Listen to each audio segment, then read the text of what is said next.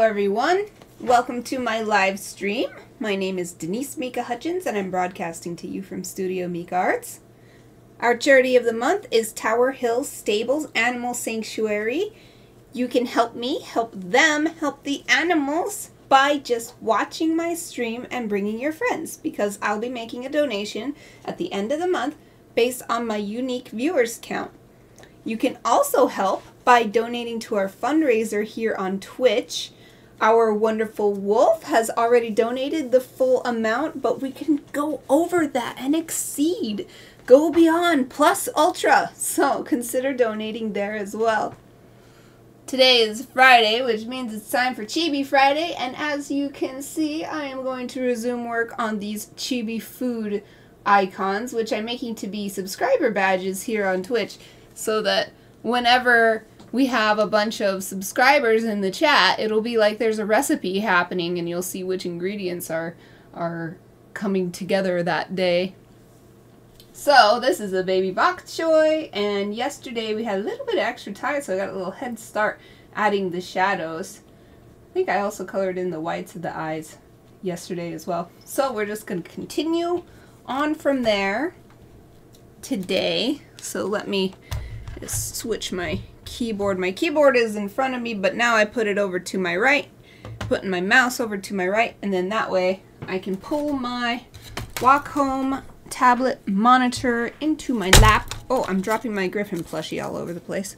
That's what that was. Griffin plushie decided to come. There we go. No, you gotta stay over there, buddy. Okay. Now I've got my tablet in my lap. I've got my stylus in my hand. Oops, opening my stuff there. Okay. Let's resume work. I was actually yesterday not sure about this shadow color when I finished, but I had already chosen yet another different shadow color. But coming back to it today, I'm actually quite satisfied with it. So we're going to continue with this. So we've got the transition color shadow done. So let's get some shadow onto the leaves. So we'll start by locking the pixels on this layer. And then what I've been doing is first open the color picker, select the color that I'm creating a shadow for. Oh, I hate it when it does that. Select this, please. Sometimes it doesn't select and it just keeps, it thinks that I'm still holding down. I don't know why it does that. Okay, but this time I put the color I wanted. Then you open it again. And now that color is down here in the current section. So that when you go over here to your reference image to select a shadow color, you can see, is it going to be too dark? So that's the problem I had yesterday, was I started out with way too dark of a color for the shadows. Because I like to go 2 shadow colors deep at least. And for these simple icons, I believe I've been doing 2 shadow colors. So the base color, 2 shadow colors, and then a highlight color. So I like this contrast here, not too dark. And so click OK. And we're on the brush, and just make sure all my settings are good. Those are all at 100, and we're at 100 for a hardness. Let's make it a lot bigger though. There, and we'll start coloring this. And since the pixels are locked, we're only coloring in the area that has any pixels in it. Everywhere else is empty, no data in there. So definitely we want, this will probably end up going even darker because it's just being shaded by all of these leaves. But this is a good start. And let's see, with these baby bok choys here, the references, it just depends on where the light's hitting. So I am imagining a light source coming from the top left. So that means we'll probably have a big shadow here. And as this leaf is bending over there, we'll have shadow there. But we're catching more light here, so not as much shadow here, but maybe like right around this area, because this leaf is also bending and curving. So here's the start to our shadows on these leaves, but we're going to take it even farther because this leaf is the most farthest away from the light source. So we definitely want to make it even darker. And then this side maybe would have some more too.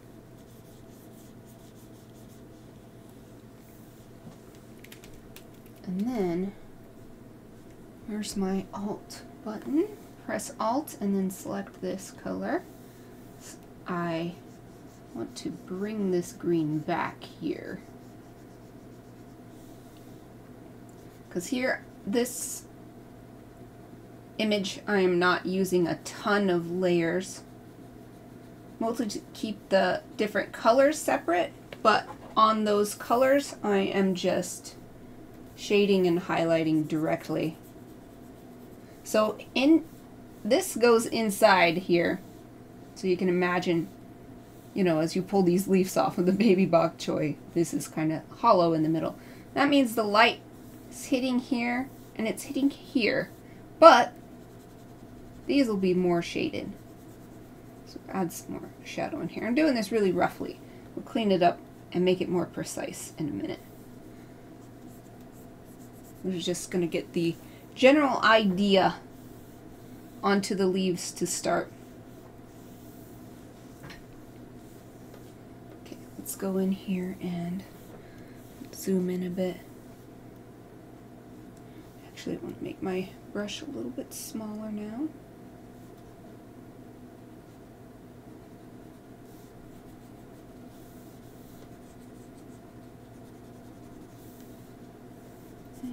Over here, I might actually bring a little bit of shadow in here, but it's nice also to have this differentiation between the leaves using the shadows.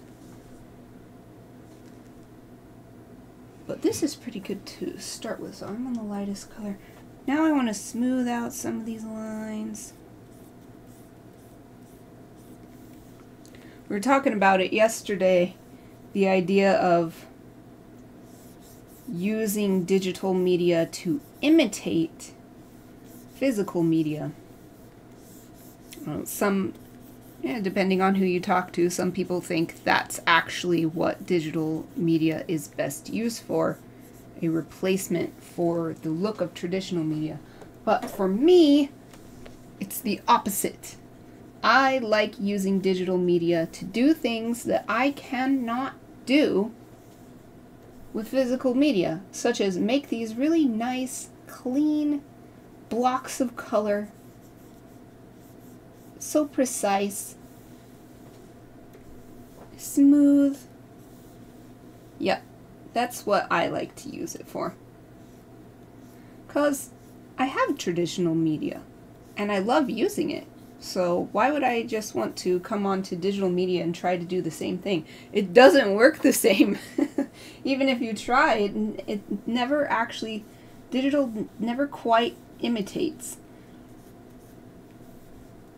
physical media, because it just can't. Physical media, say watercolor, you've got the natural organic surface of the paper, which is different on literally every single sheet. Is slightly different, and then the color, those pigments, the amount of water you're using is never precisely exactly the same.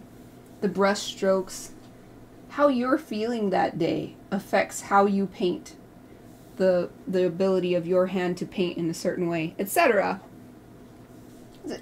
Digital art just can't imitate that. So why should I make it? I don't want to make it. I want to draw with digital art stuff only digital can do. So that's what I'm doing here. Look at these. So these ridges here that I've drawn, you can see there's very strong shadows. So I'm going to add those. Let's see. Yeah, it looks like you can see them on one side, but you can't see them on the other side because the ridge is so big. So actually, I think I need to do them on the other side of these. So let's see. Can I take this back? Yes. So I need to do it on this side. And this side. Because the ridge is so big that it's actually hiding the shadow that you'd see over there.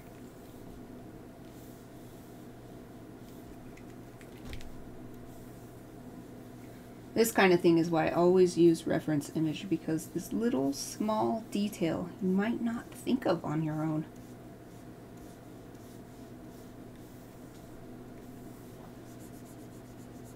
So like, I have not drawn that many baby bok choys in my life, so I need these reference images. Teach me all about the shape of a baby bok choy. Okay. Not just refining these lines.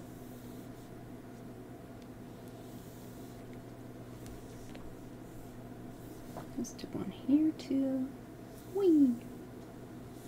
Of course, this is going to be shrunk down super tiny in order to be a subscriber badge. So we don't have to get obsessed. We don't have to get obsessed with all the shading and stuff, but you can see that it makes a difference here when it's smaller in the navigator. So you can tell that it's making a difference even when it's smaller. And looking at the navigator, I decided that I want to make these lines even longer. So let's do the same thing over here. Though I think because of the angle of this leaf, it'll be the opposite side we can actually see the shadow on. This side. And to start, just doing it really roughly, and then let's refine. So this is a little too thick here.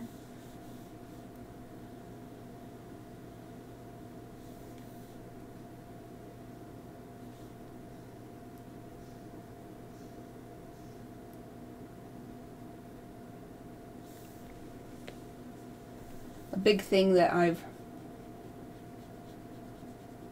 come to realize from attending the SCBWI summer conference a few weeks ago, which was the time during which I heard that advice about treat digital like physical media and here's how you do it.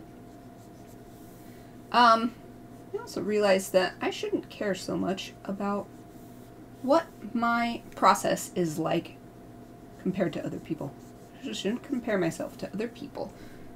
A lot of times I get self-conscious because I know there are faster ways to do things. You can use different brushes or tools that I'm not aware of, or even just ways of doing things using the same tools that I use. But that conference, above anything else, just made me realize that it doesn't really matter. It doesn't really matter what my process is. What matters is telling a story. I want to tell a story, and whatever method helps me do that is what I will do.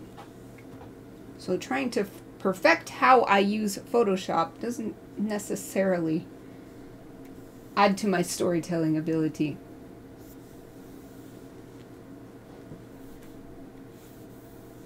Oh, that one's a bit thick. Oh, we'll leave it. Yeah, this nice thick line. Nice and thick. Okay. So anyway, I'm feeling much more confident when I'm doing stuff like this. And yeah, maybe I'm doing things the long, hard way. But for my brain, this is actually the easy way, because it's how I know how to do it. I'm super comfortable doing it. I don't have to think very much about it.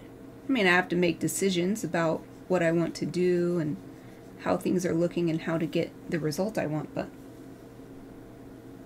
I'm not wasting that creative energy on technicalities.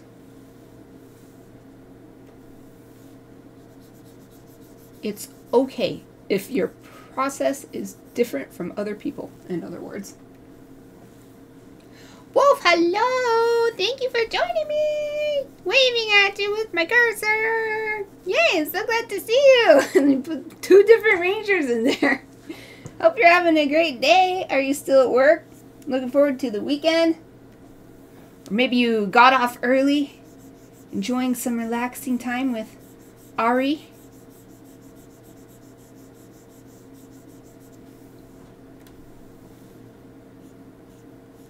Hey, I'm so glad you could make it. Let's make this thicker towards the top here.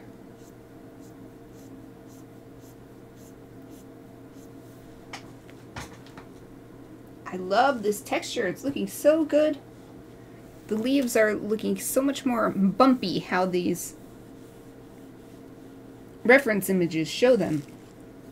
Of course, this is the back side, but you can still see it happening here on the front side as well.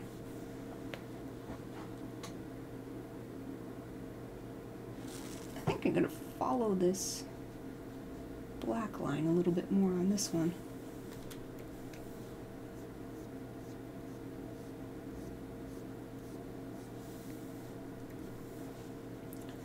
Oh, it's getting warm in here already. It's cooler today in general. I'm gonna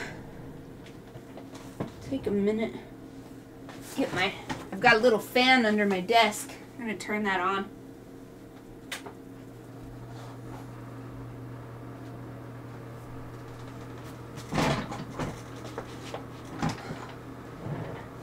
Hopefully that's not, it makes a bit of a rattling sound, but yesterday I was like dripping in sweat, so today I'm not gonna do that. So I'll turn my fan on, so hopefully that noise isn't distracting or annoying. Oh, wonderful! Both good things are happening. Yay! I can imagine it must be so nice. I've got my Aoife girl here next to me. I have to be careful with my chair, actually, because she's laying in such a way that her ear is sticking out, so I can't scoot too far forward and run over her little ear. She lays bigger and bigger every time. She takes up more and more space. She's like, oh, this is good. It gets all huge and takes up the huge space. And I'm like, I cannot move my chair because I will run you over. Let's see, so now I'm going to bring some of this color back here to show these veins standing out in that super shady area. I'm not sure if there was anywhere else I needed to do this, but I just noticed that I wanted to do that here, and I did it here. Yeah, all these other ones I don't need to worry about. I already did it over here too. Oh, I can do this with these too, so let's do that. Whee! Oh, this one's closed off here by the line itself, so I'll just leave that, but got this interesting organic shape here. It's not very straight, it kind of comes off to the side, but I think that's fairly naturalistic, so it would keep that.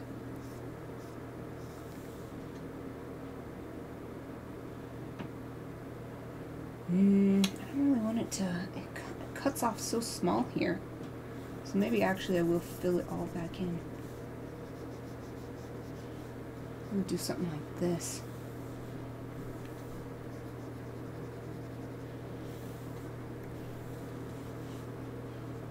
Wolf, you got any fun plans for the weekend?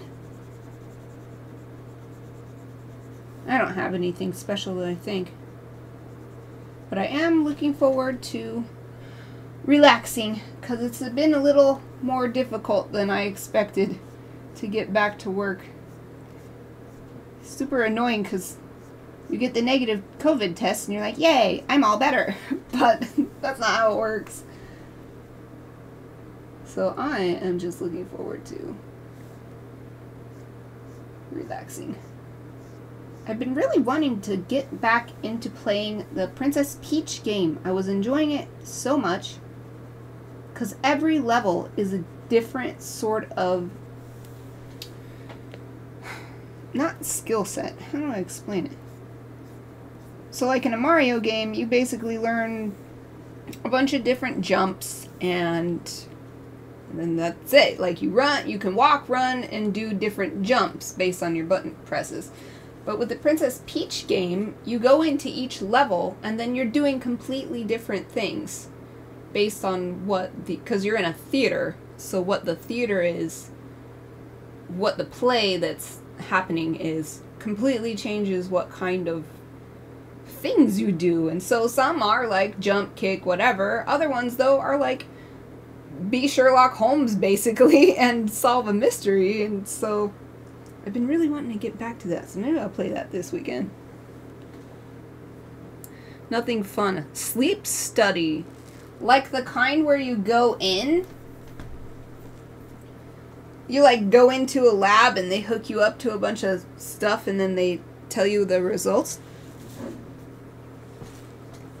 I've always wondered at those because I feel like you could never get very useful readings, because if you're in a weird place, you won't be experiencing the same sleep problems as you do at home.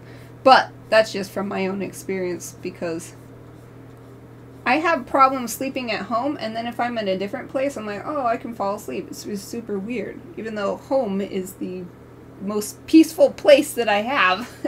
But then I go to like some hotel in Seattle and you can hear sirens all night long or whatever, and I just conk right out. It's so super weird. Maybe it's because the hotel is like 16 feet off, or 16 feet, 16 stories off the ground. It's like, okay, those sirens are happening, but it's probably fine. Oh, that's the one. Well, I don't want to pry too much, but so feel free to refrain from answering, but I'm just kind of wondering if you're having sleep troubles. And if you are, I hope that this helps. That this helps discover the source.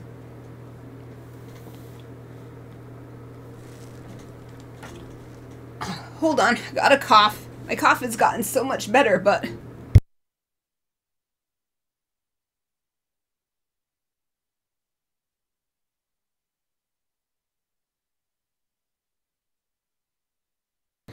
excuse me.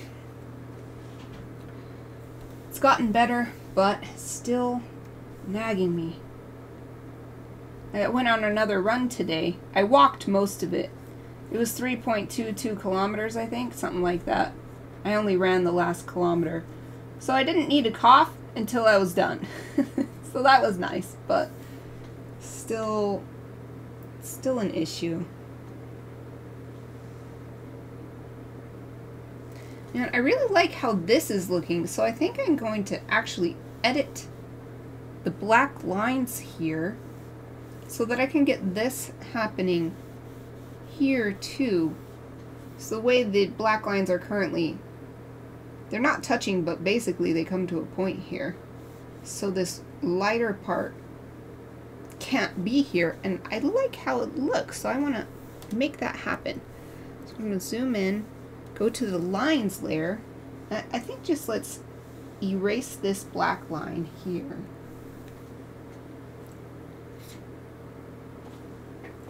Oh, interesting. Yeah, I can imagine. That's dangerous. Well, I hope that you find some answers. Do you know how long it takes for them to sort of analyze the results and give you a like feedback or whatever? I don't know how that works. Never done it.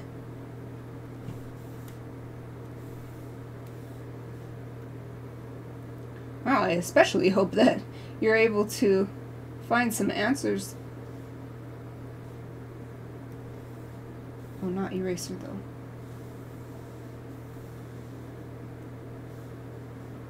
So I'm using this pastel pencil to try to imitate this natural organic texture of my lines.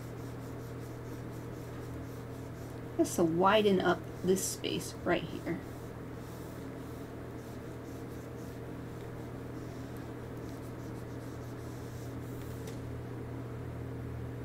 It's probably good enough. Okay. I'll use my Alt. Wait, let's go back to the regular brush. Like hard round pressure size. 15's alright. Okay, now we're going to use Alt. Select this green. Oh, whoops. let's change which layer I'm on to. Yeah, go back to the leaves layer.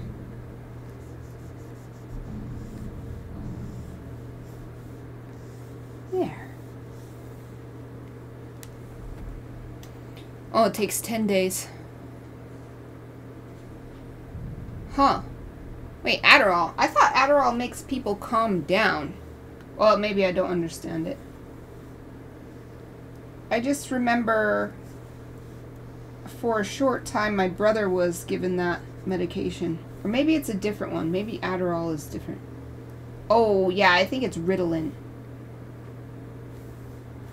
Anyway, people thought my brother was too active, basically, and they wanted to give him medication, but my parents took him off it almost immediately because it completely changed his personality, so... And I don't think it's a problem either. He is a very energetic person, but it's only socially a problem if people don't like an energetic person, you know? Like, he's not causing trouble or anything. In fact, he's a very helpful and nice person, so yeah, I think it's Ritalin that I was thinking of. So you think they're going to give you any other suggestions?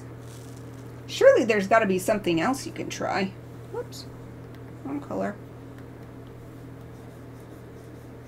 If it's not working anymore.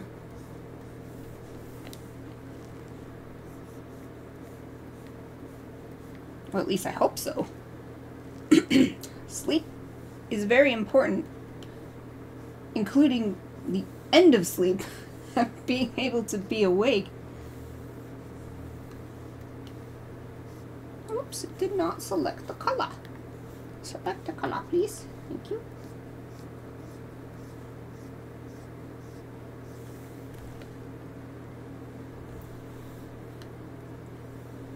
That's something I've been grateful for this week. You know, stuff has been harder than I expected. I've been able to get back to my regular sleep routine fairly easily. So I had to sleep in the living room for like 3 weeks because Aoife was attacked and she couldn't move. They actually, what they say is like they are supposed to be kept in a crate for weeks, and I'm not doing that to her. She didn't do anything wrong, and that would just feel like punishment to her to be sitting in a crate, except for at like meal times and potty times. So the solution was I slept on the couch in the living room so that we could be together and she could walk around the living room, but then she wouldn't have to go up the stairs. But it was tough on my sleep. Not least because Aoife was like, yay, I can come sleep on you. And she's a 65-pound dog, and she wants to sleep on you on the couch, and you have no room other than to be underneath her. So I had to like do all kinds of have to wake up every time she'd come over and try to get on me, and like, no, no, no, no, no, no, no. Plus, she had to wear a t-shirt to keep her from scratching her wounds because we had the cone on her, but she was bitten on the shoulder and on her ear, but the worst of it was on the shoulder, so she could easily scratch it with her back feet. So we got her in the t-shirt so that she would not be able to scratch it. But at night, for some reason, she kept getting herself tangled up in the t-shirt, so I'd have to get up and help her out. So it's been so nice. That is a silver lining. That be able to just go back to my regular bed, nice and supportive, and have lots of room to spread out. And Aoife can go in her bed so she doesn't get on me. I think this is good. Let's save this. I have not saved yet today. So next thing is I think just to go down to the second shadow color. It's like I said, I like to have the base color, 2 shadow colors, and then a highlight color. So we'll go back to the what I called the main color. And I'm going to do that same thing I did before. Open the color picker. Pick the shadow color. Click OK. Wait, if it'll actually pick it. I don't know why it does this sometimes. See, look at, do you see what it's doing? It's like not picking it. Pick this color. There, it finally did it. Okay. I don't know. Photoshop's been giving me issues all week. I don't understand what's going on with it. That normally doesn't happen. I have hours of video proof that that normally doesn't happen. So anyway, you click OK and then you open the color picker again. And then in this bottom box says current. You'll be able to compare what the shadow color will look like next to that. So I don't want to go too dark. That's what I did yesterday. I went too dark to start with.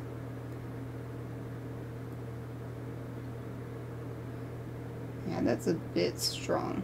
Just a little bit. That's good. There. Okay. So what I wanted to do, especially with this lightest color, is leave a little reflected light on this side. So now I'm going to draw this next shadow color, but not all the way to the edge. And then that way it will look like reflected light.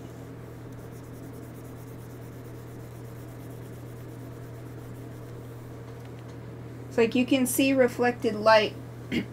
Well, it doesn't show up as well because these things are so white, but you can sort of see it here where the light hits this table or whatever and then it bounces back up. It doesn't work as well on something like this because there's also all these colors, but I promise that's how it works. So that's what I'm going to do here.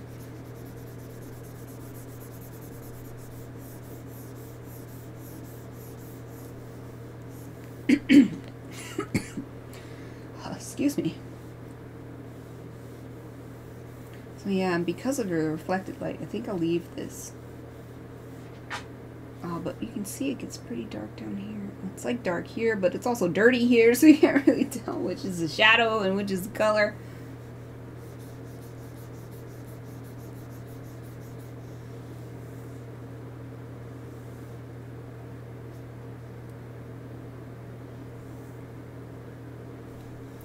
Yeah, that's pretty good.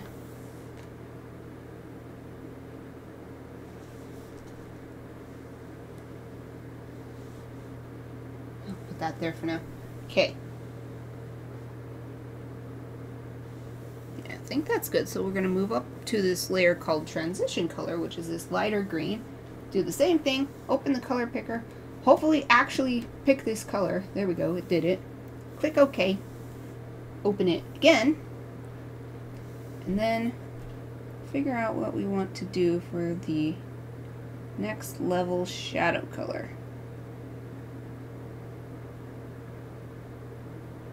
That's pretty good. Let's go with that.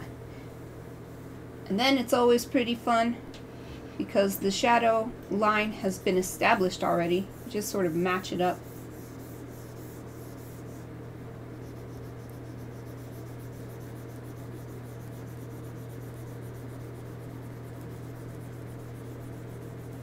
I'm going to zoom in a second so I can get more precise. But I got the base stuff on there.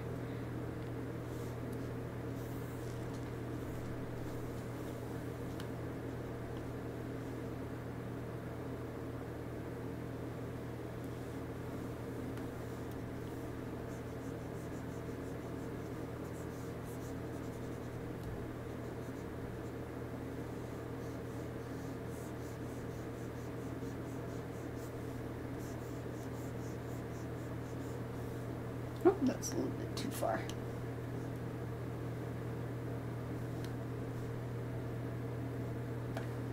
Make this smaller. It's hard to see.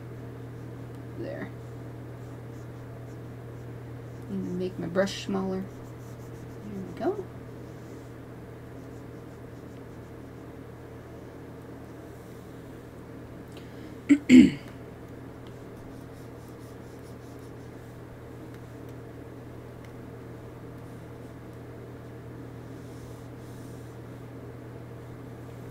I feel like this should come up more, but I want it to be reflective light. Ah! We'll go back to this. Back to transition color. There we go. Let's just smooth this out.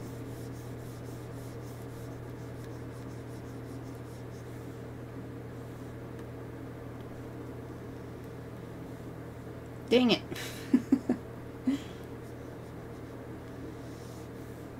There. That's good. Oh, except for I erased too much up here. This feels Stevie. Still be in shadow.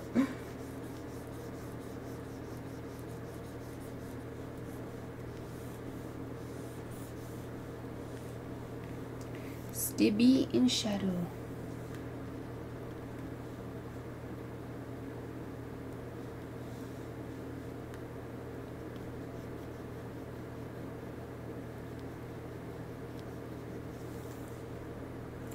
Okay, I'm gonna just smooth that little corner right there.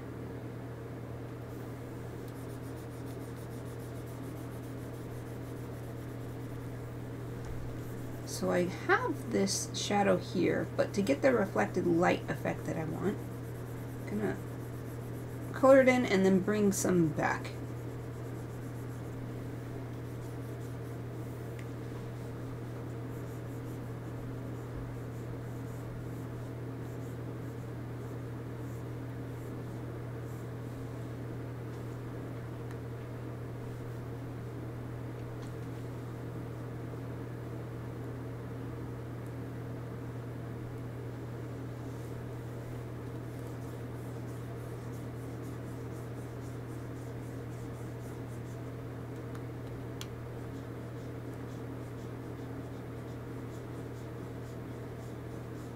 Been using the Alt a lot today. To smooth out my transition from color to color. Not transition. To make faster my selection, my changing from color to color. All thanks to Wolf teaching me that one cool trick. That's one of those things that actually helps me. So many other shortcuts that people talk about for how to make something happen in Photoshop when using Photoshop to illustrate, I actually don't find useful because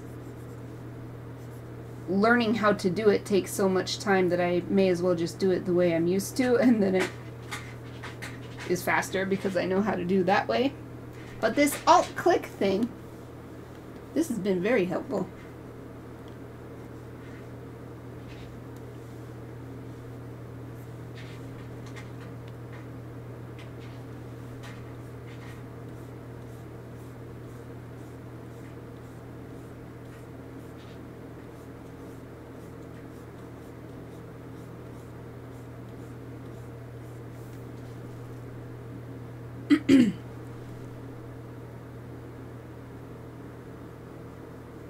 Man, I got the fan on me and it's still so hot.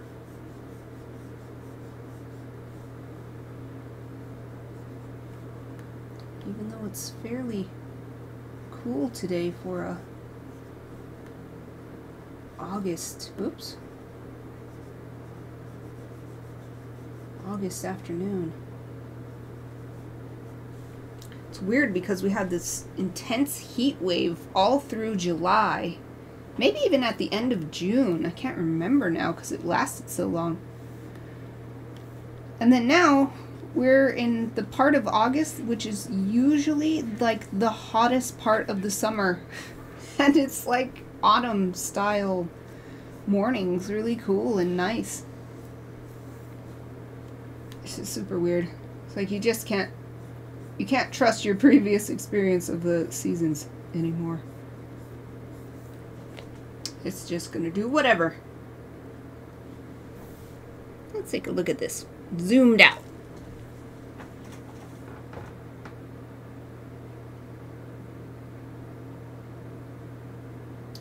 So I don't really like this green bit of green here. I think I'm going to bring this darkest shadow color out further on the main color layer, and then that way we won't have to have this little strip of green right here. So grab that and then just pull it out like this. There.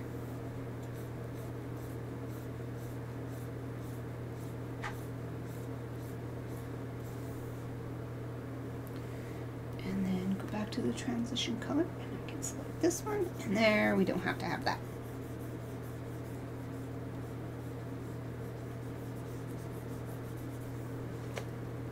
Now let's see what that looks like. Also, let's save. Now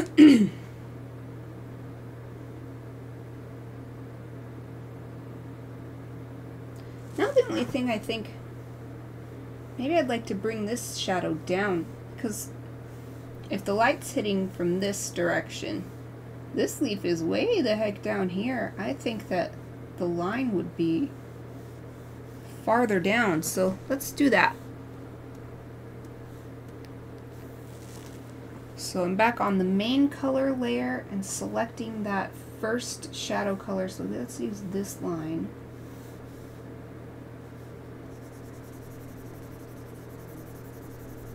And just color it in.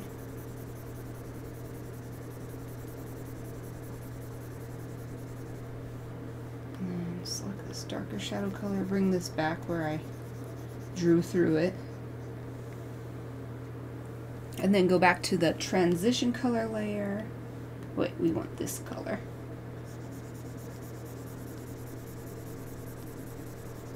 Color in the main part of it while I'm zoomed out, and then I'll zoom in to get those lines matched up.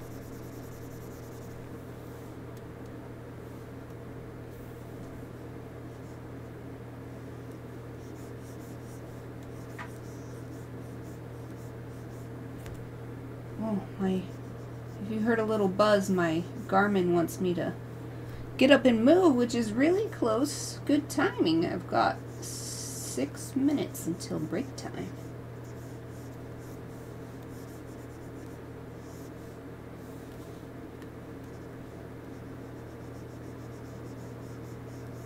It would be great, I just had a thought. My little remote here that I'm using to click Alt and for other things too, like, what can I say, for other things like save, select all, etc. My keyboard shortcuts are mapped to this remote that came with my tablet. It would be awesome if the buttons were little screens and then you could tell the screen what to say on it, so that I could just see, oh, this one is mapped to Alt, this one is mapped to Shift, this one is mapped to Delete, etc. Because as it is, it's just a remote gray and black, and I have a little hand-drawn map of which buttons are which that I look at, and I've taped it to my PC tower, which is on my desk. I have a truly desktop PC. So, that would be super cool if they could make that.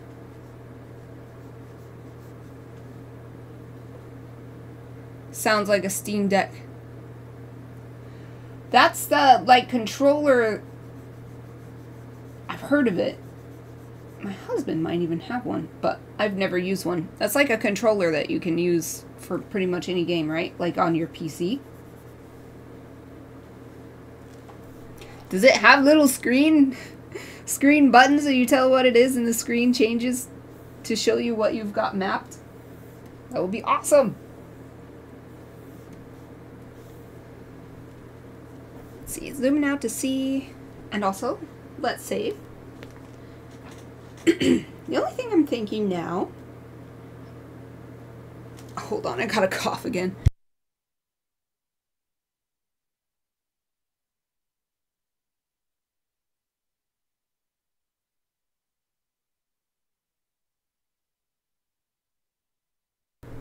Stream Deck.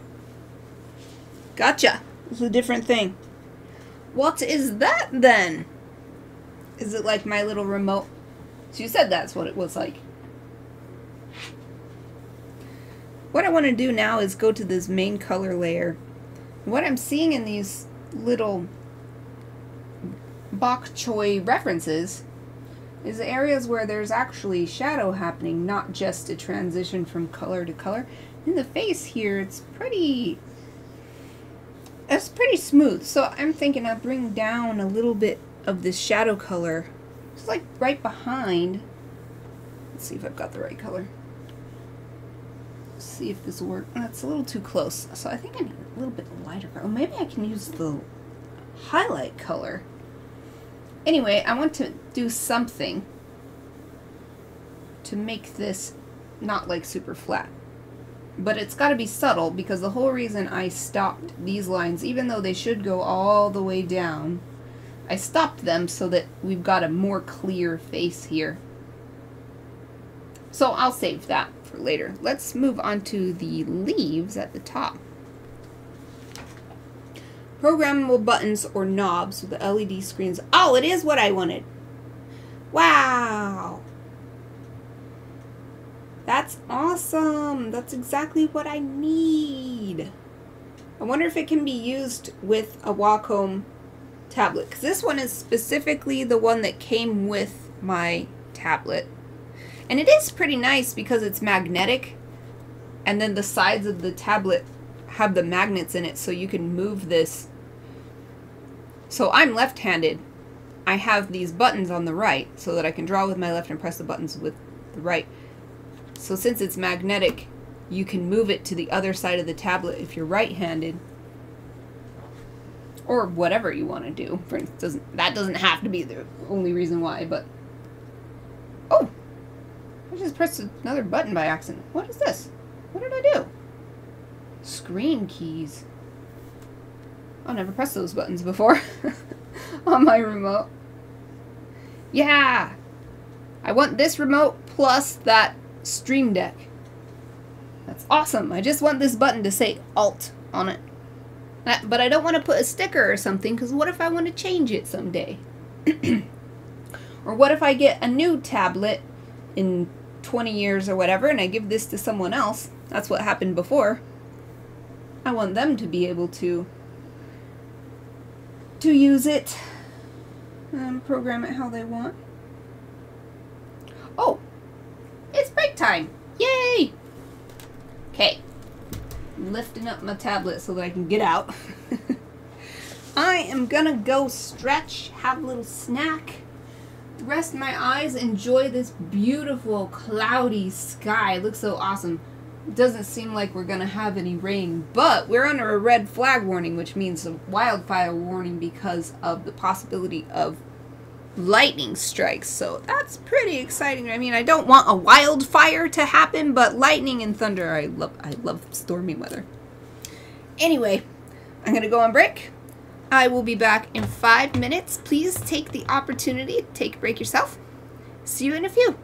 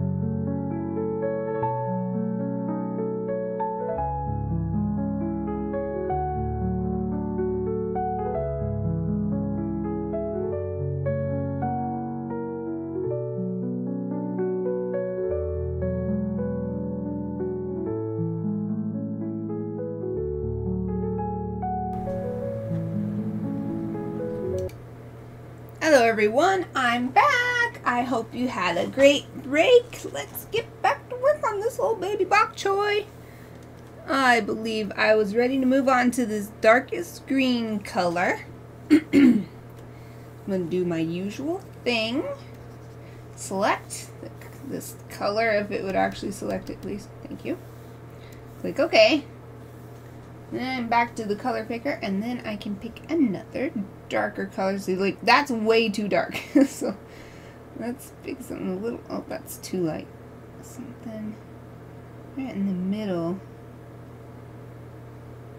That's a little bit too dark still. Oh. A little bit too dark still. Dang it.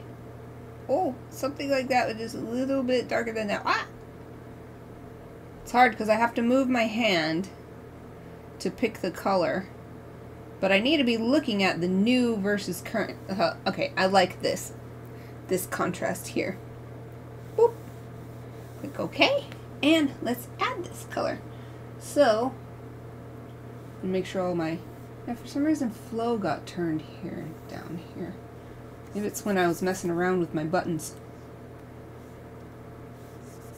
Buttons on my remote. Okay. Let's color this in. We definitely want this to be super dark because it's being shaded by its own leaves. But right here, zoom in so we can get this edge nice and even with the shading on the layer below.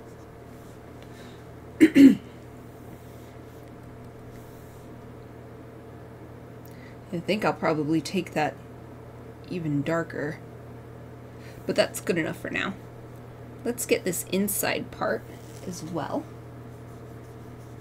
Some darker shadows in here.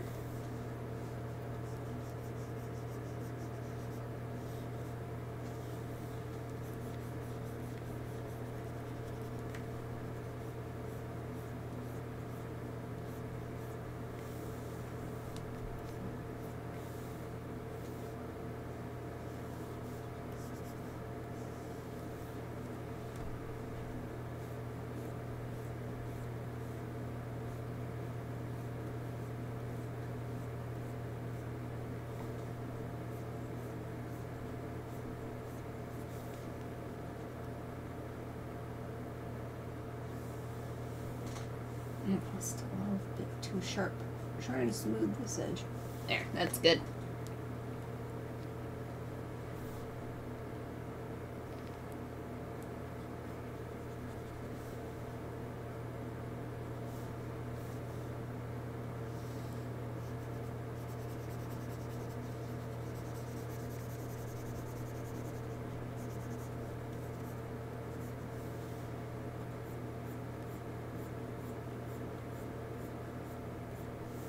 So here, since I've created this darker shadow, because we're going inside this group of leaves back here, I'm going to take this light green color and darken it.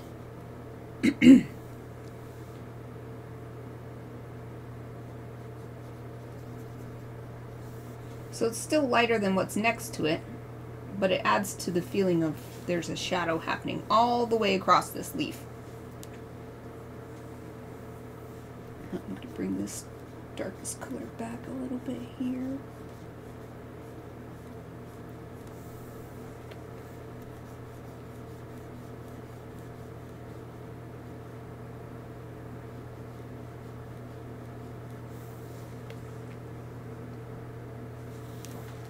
Alright, this is another area where I think we should have that really dark green color, because this front middle leaf is casting a shadow on this one to the right.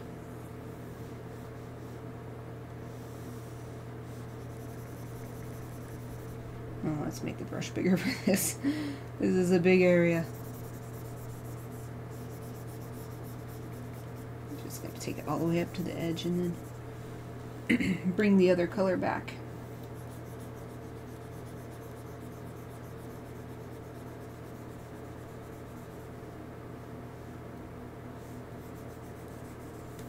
There we go. Oh, I think this curve, I'm going to change. Let's see, how am I going to change this? So I'm looking over here in the navigator, and this doesn't look quite like how I'd like it to. I think actually I need to bring the shadow out further. Something like this.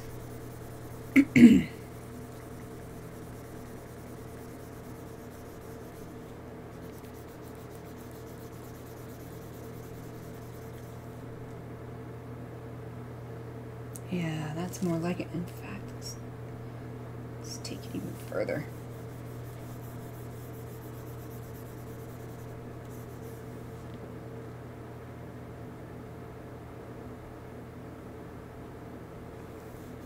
Now, I wonder if bringing the middle color, because we've got this kind of curve happening here, so maybe make this curve happen here, similar shape.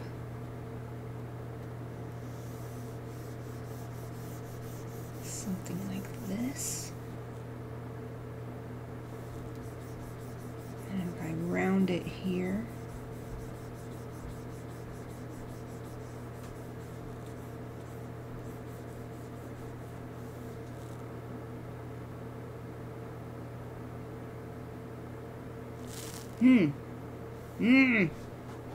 can't quite get it to look right. Let's see. Make sure I'm on the right color. I was. Okay. What if I bring it all the way back to this point?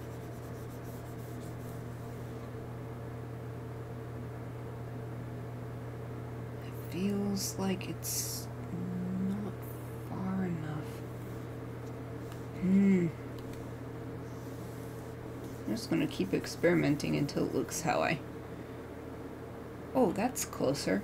Maybe if I just bring this sort of bulbous shadow out. Now that's too far. Just keep working it. Keep working it until it looks good.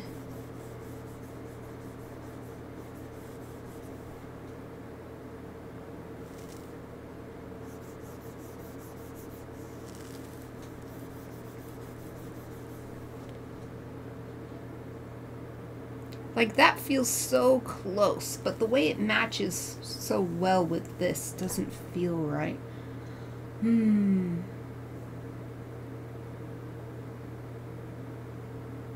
Maybe if I... Let's see, what color am I on? This color. Bring some reflected light up onto this leaf.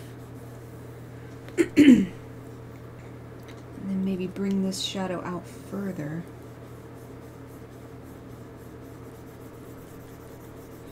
Where I'm looking is the navigator, as usual. Oh, that is looking much better. Okay, yes, let's keep going on this path.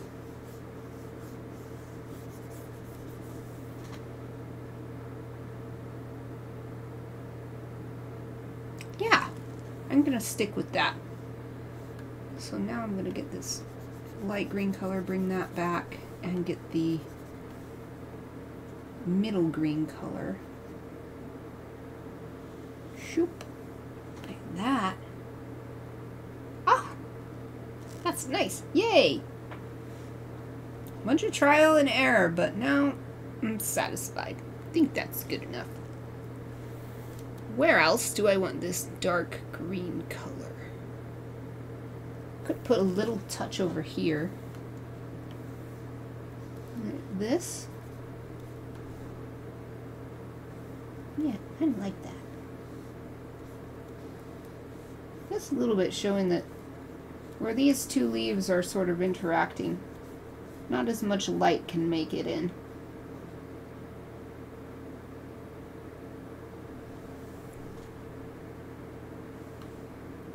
Bring back a little bit more of this middle green.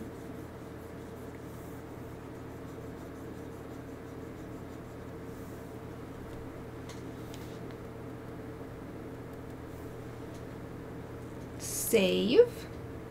I'm saved in a minute.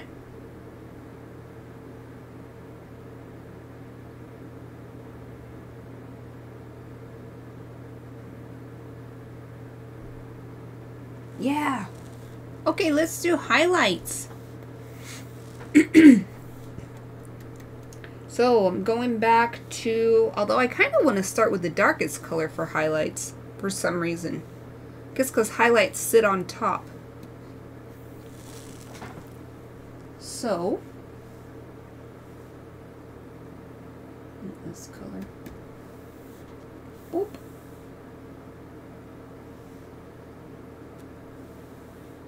And I can do the compare colors while using the Alt Select, but I really like seeing the two colors right next to each other in this rectangle right here.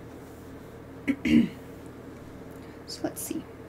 Ooh, that's a really bright highlight. I don't want it to be like super white highlight. Something like this is good. Let's try this. So here's what I mean. You can see, although I'll lose this color if I do that. Okay, I'll do it with this white one. So when you go to select, so you can see the color that it used to be was the white, which is the bottom half of this ring. And then the color I'm going to select is this green color.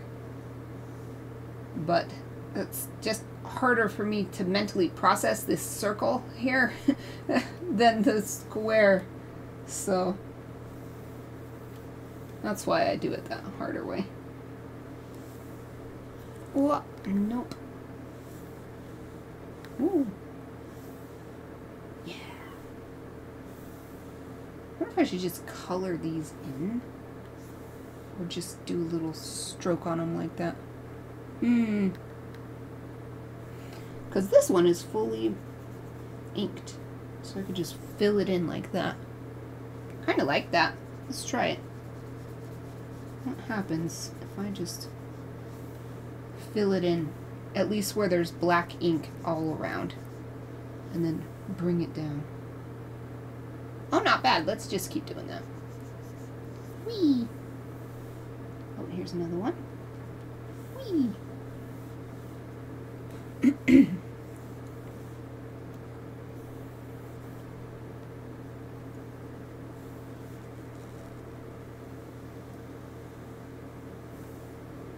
Oh, I'm a little bit out. I'm a little bit out. It's hard because it was such a big area. It's hard to see. I couldn't see because of my own hand was blocking it. I'm left-handed.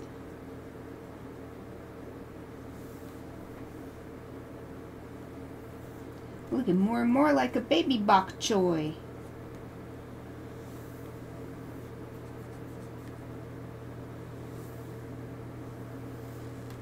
I think these white veins really help. Oh, it went over. Don't want it to go over the shadow. Shoop. There.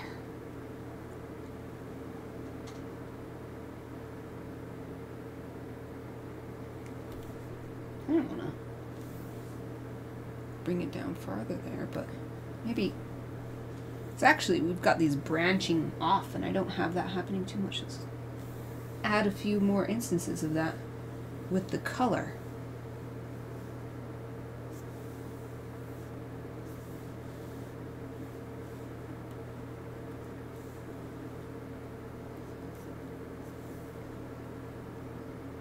Ooh, I love that. Yay! I want this thinner line here. Look at that, little lightning bolts. I'm manifesting lightning. Come on, sky. Although the clouds are getting lighter, it's weird because it's like some places the sky is a lot thicker clouds and you can see them darker gray, but other ones it's like the sun is just barely being veiled.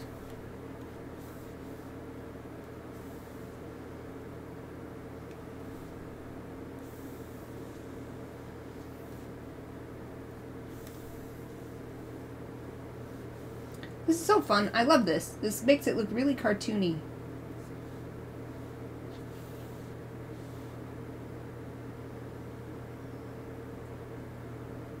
Although it's starting to look a little too sci-fi.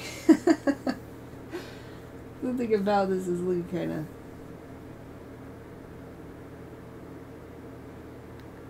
Let's keep them closer to these sort of roots.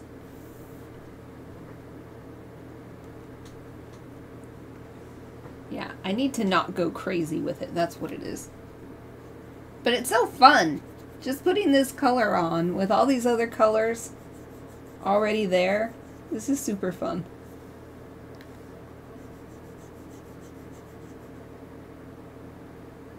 This is the part of any piece where I really start to enjoy it.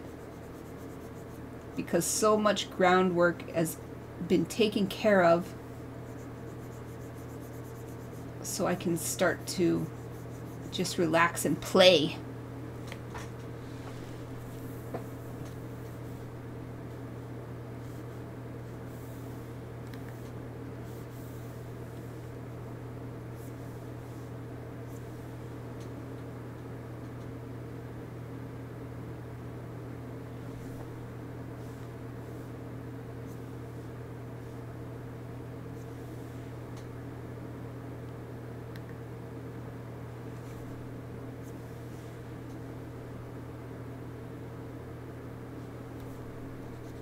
I feel like these back leaves I should hold back a little bit because having all this detail on the front, I think it helps bring the leaves to the front. If I add the same level of detail to the leaves in the back, then it will flatten the image, I think, which I don't want to do.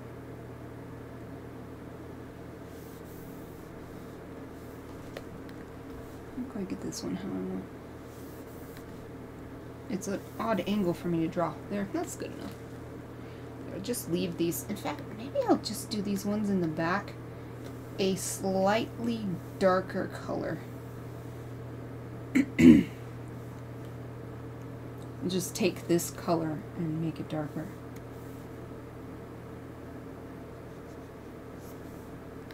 Oh, it's a little too dark. Blast it. Oops. Wrong button. Ah, no. Where's Alt? This is why I need little stickers or something. Okay. Make this color a little darker, but not too dark. Something like that. Let's see what this is like. I really want it to stand out like a vein, but also stand back. Stand out, but stand back. I have to try to draw this line again, and it's tough. Okay, got it.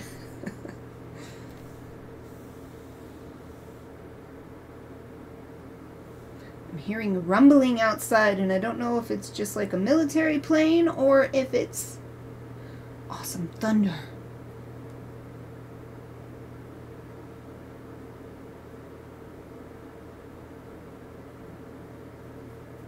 So I'm just looking at this navigator right now. And I do think that was the way to go for those two major veins in the back leaves.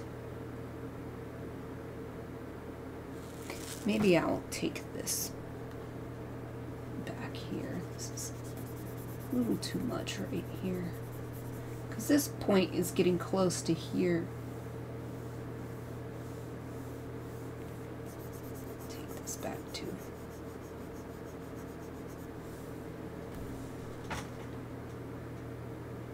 Yeah, like that.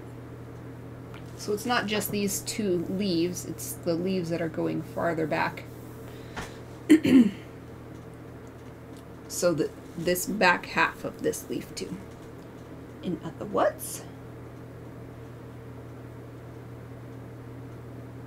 Now I feel like I want a little bit more of this effect, these little lines on the front leaf, because this is the closest leaf to the viewer.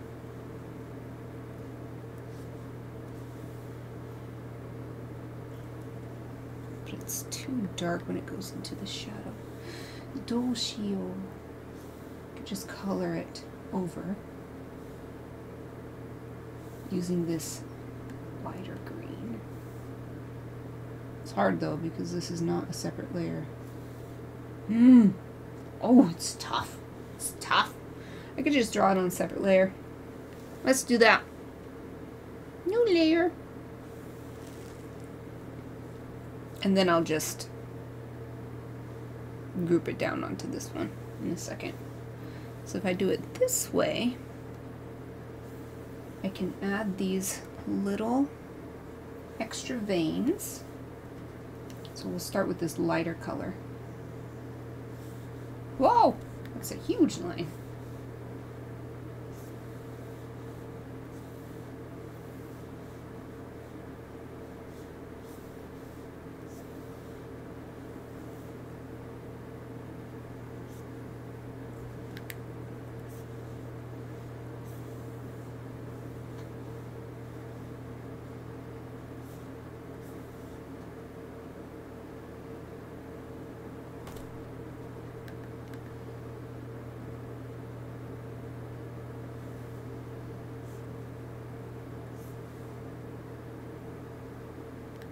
It's a little too much actually now. So maybe I don't want to, let's see. So adding it here seems alright.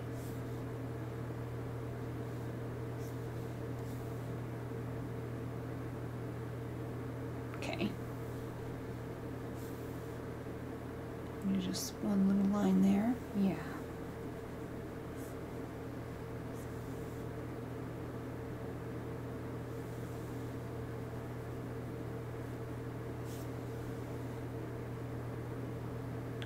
Let's stick with that. And then now let's lock these pixels.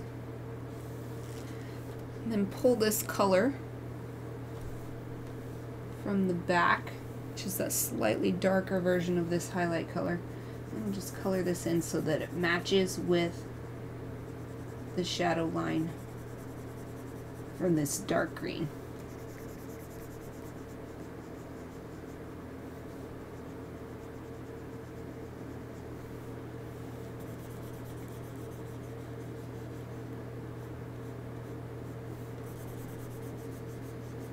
There. We could do the same thing over here too, this line. Wait, we're not on the right one. We can't do it because I did that on the other layer. Blast it. Okay, we can't, but we'll have it on that front one. Let's save real quick.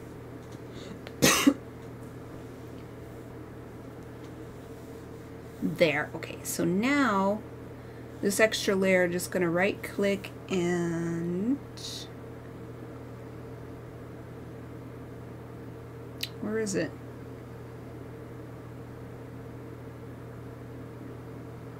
What?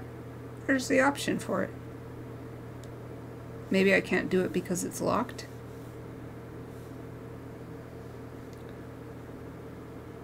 It's like merged down. So not available. Maybe because this one is locked too? Not merge visible. What? Well, I have it mapped to Control E. Yeah, it won't work. Maybe it won't work because this is clipped. So if I release clipping mask, can I now? Ah, yeah, that's why. So now I can merge that down and then I will clip this again. Create clipping mask. There. So now you can see those lines that I drew on the separate layer are now part of this layer. Oh, but I just remembered something else I wanted to do, which was make this dark green even darker. Because this will definitely be the darkest part because it's just being shaded from all angles by the leaves. So once again, select this color, click OK. Open color picker again, and then using the reference image, find a nice dark green, but that seems like a logical next step down. So I don't want it to go too far. So that's good. Let's use that one. And color this in.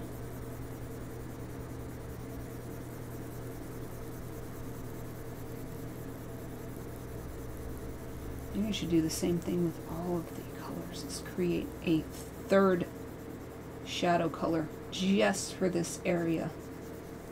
Because if I only do it on this dark green, it still doesn't quite give the effect of showing this is a really super dark shaded area. So actually I'm going to bring back a little bit this dark green. So it's showing, you know, the light is being reflected up from the ground. There's just sort of ambient light happening too. Here, let's even say there's some reflected light over on the side. Coming in, hitting from the side. But like this leaf is hanging way down, so we definitely get a nice shadow here. This leaf is up higher, so that's how we can get a little bit more light hitting on this side. Okay, so let's do the same thing on these. So let's choose the transition color, layer, and choose this darkest color.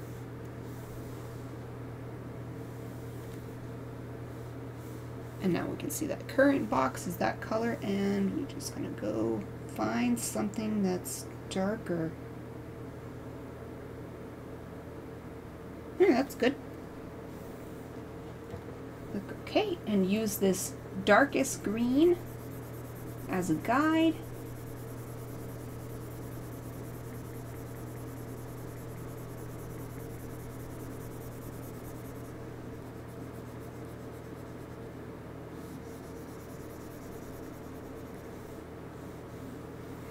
I want to zoom in.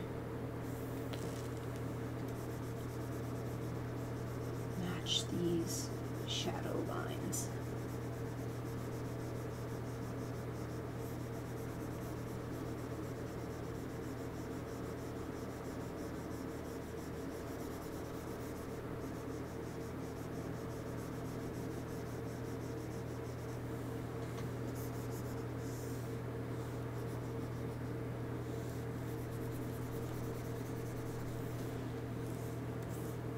Make this shadow nice and round because this bok choy is nice and round.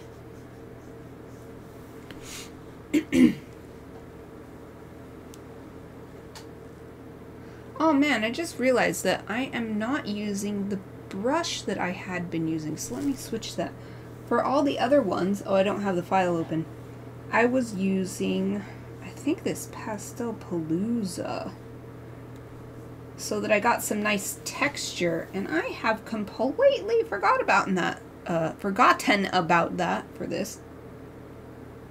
Words come out funny sometimes when I'm speaking. Forgot. What did I say? Forgot aboutin'. Forgot aboutin' it. Like I'm trying to speak an interesting Germanic language. Well, English is Germanic language. And if I do that, I don't have to worry about matching up the lines so well because it's a nice textured edge anyway. So let's give this stuff some texture. So that's that darkest color. This is fun.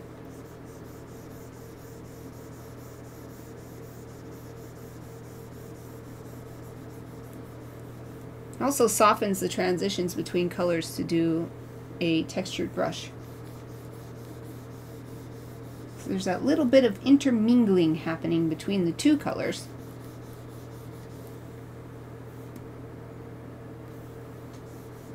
Whoa, wrong color, whoa.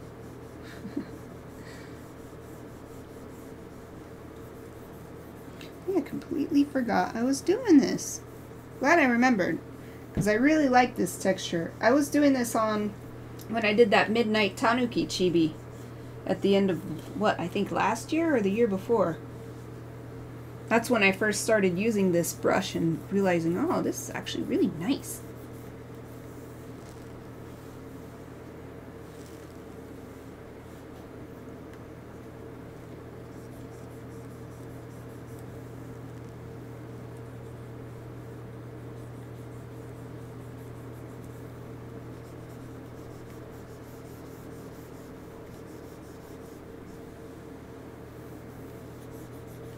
Oops. Nope, not there. Oh, that's too far down. It's kind of hard to do this retroactively because I am getting confused about which color I'm adding the texture to, but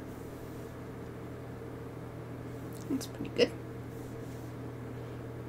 I think actually what I want to do next is unlock these pixels so I can make the outside edges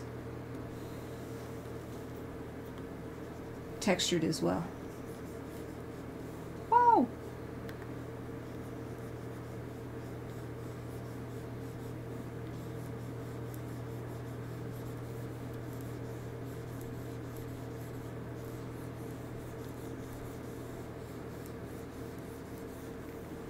Ah, that's looking so nice. Oops, wrong color.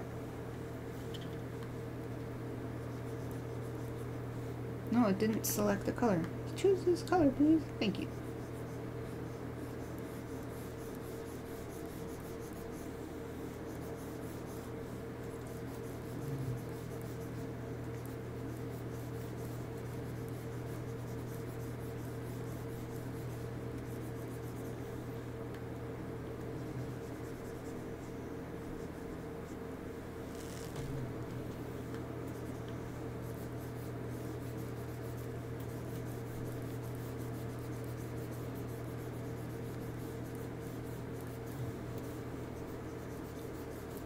This is making me think that I want to try something different next time.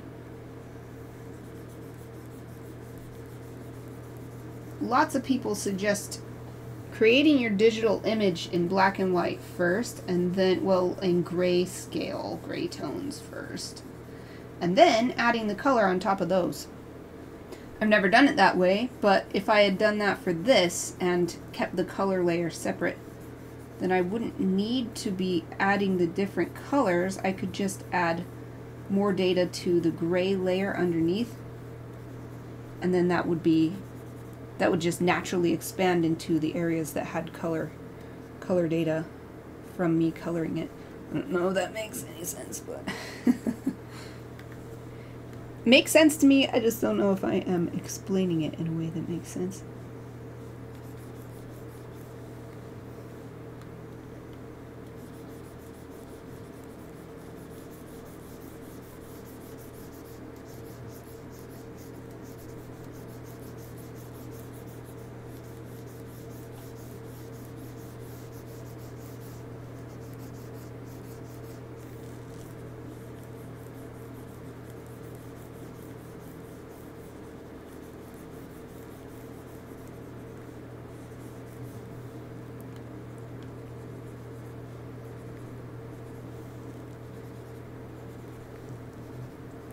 Just trying to get nice textured edges. Look at how fun that looks. I think it's worth it. It's worth it to do this little bit of extra.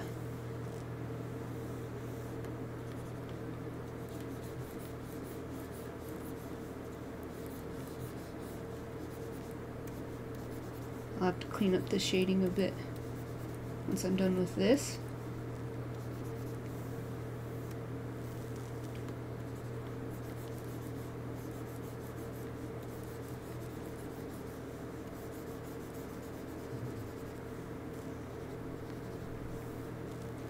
Okay, so let's lock the pixels again. And now we can fix up the shading.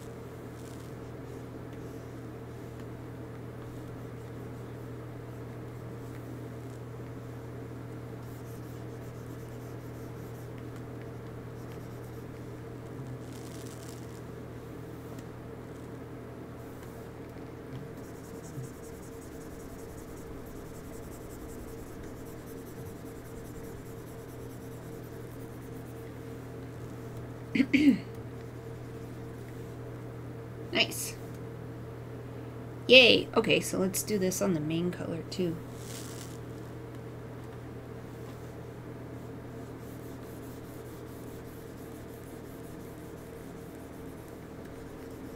Just adding little texture to the edge.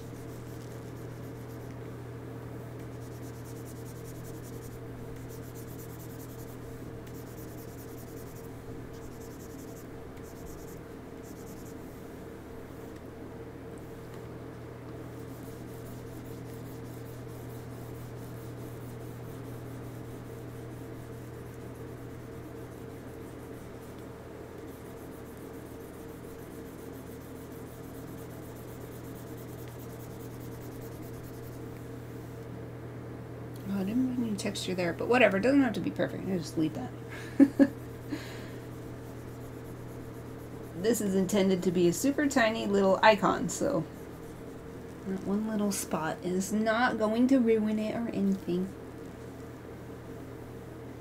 Alright, so now to do the leaves. Get the same thing going on with the leaves.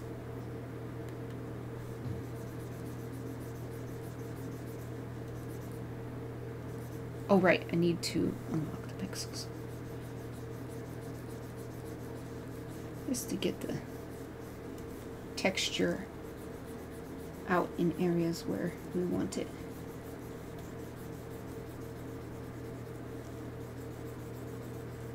And I'll go back and do the shadows.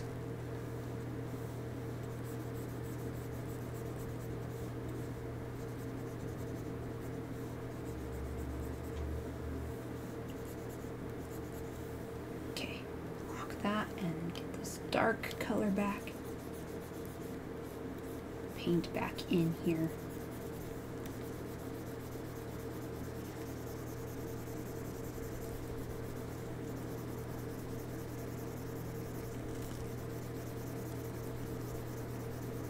Whee! So this is why digital media is so nice, because you could just totally change something up like this.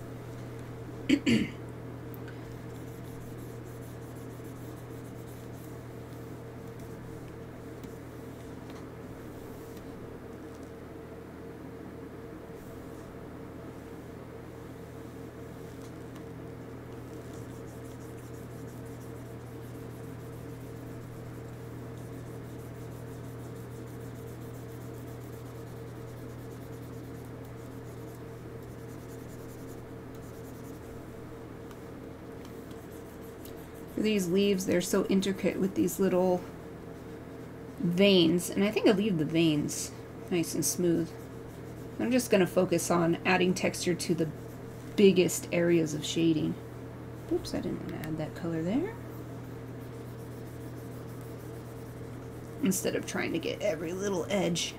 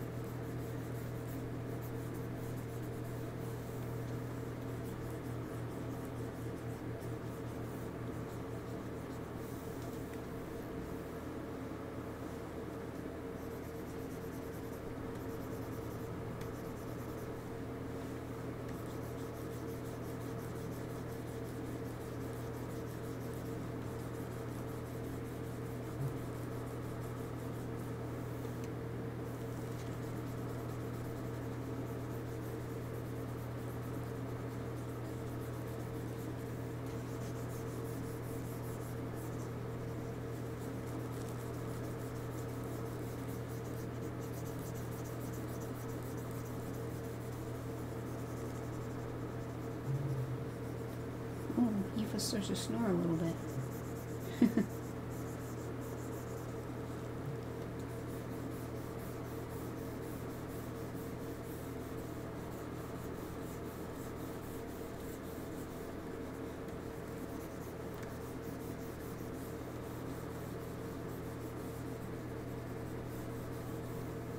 Yeah, this is not bad, since I completely forgot that I wanted to use a textured brush for coloring and shading.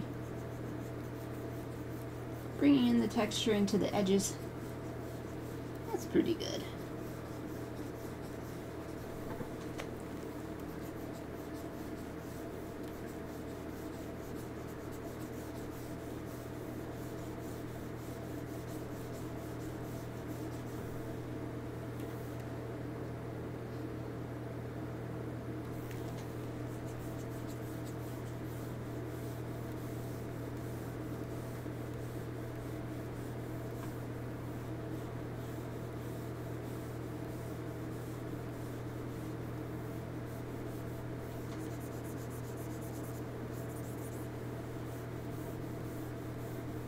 Whoops, a little too far there. Getting overzealous.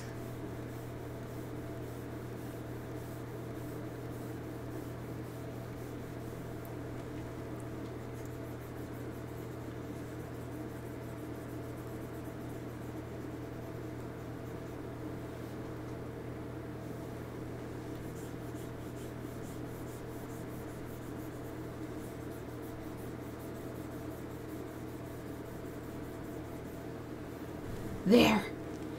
Got that texture in there. Is that everywhere? I think so. Everywhere that I don't want to go way out of my way to. Maybe a little bit right here. Nah, I don't like how that looks. Let's just have the vein have the nice strong edges. Oh, here's a little bit that I can put some. Put some right here.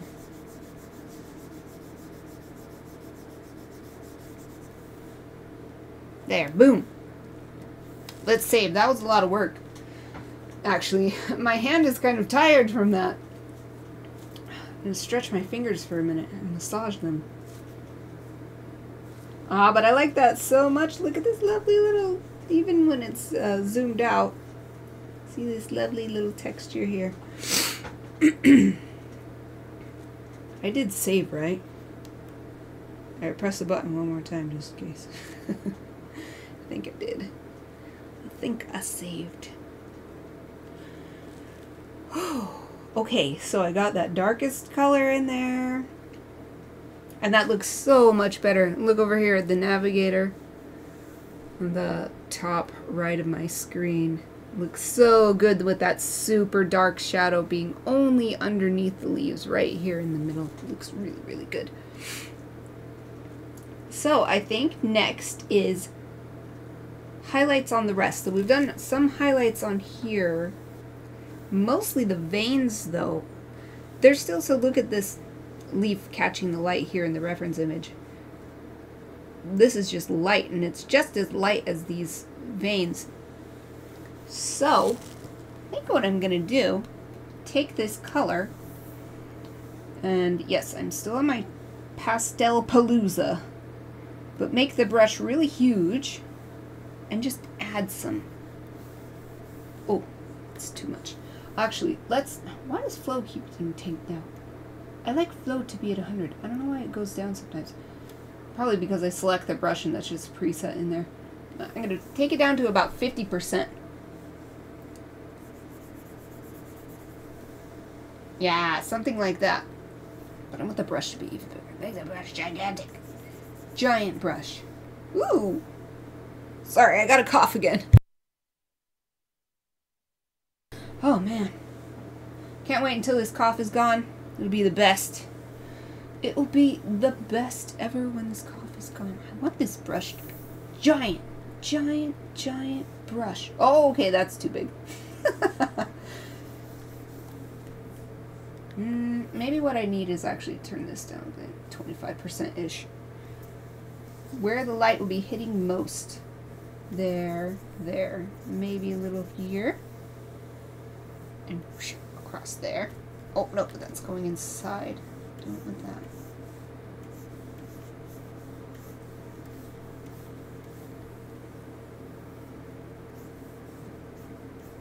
Yes, and we'll keep building it up.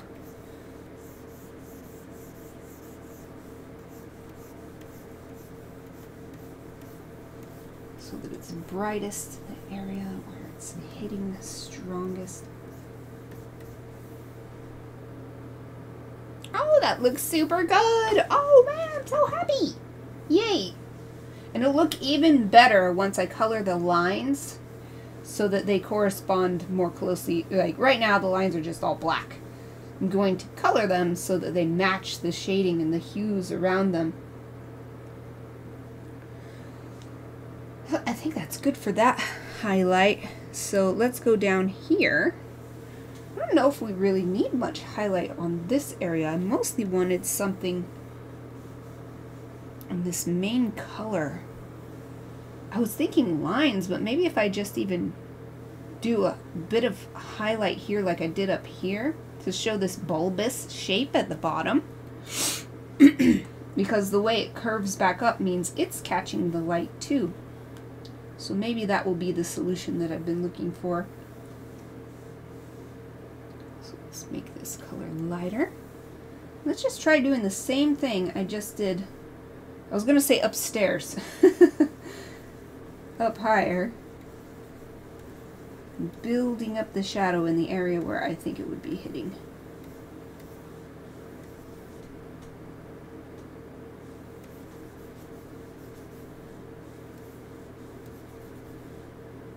And I kind of want to do the same thing but with the shadow over here so that it feels like an opposite.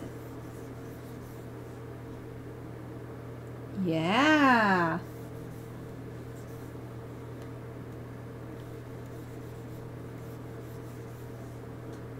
So let's do the same thing on this transition color layer so that it matches. So we want to get a color that's lighter and then build that up in the same area.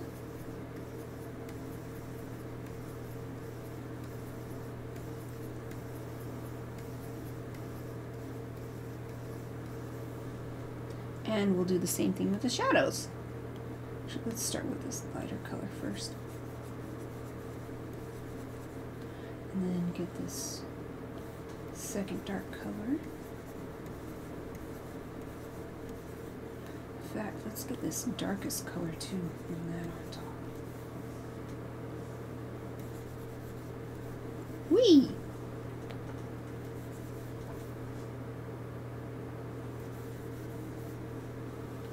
And we'll go back to the main color layer. Get this color here. Oh, it looks very bulbous now. It's lovely. Hooray! That's what I've been missing. I'm going to go back up to the leaves and do the same thing here with this dark color on this leaf that was giving me trouble. I'm going to make this a little bit smaller. Right here. It was giving me so much trouble. Now I've got the solution. Let's get this darkest color actually. Emphasize.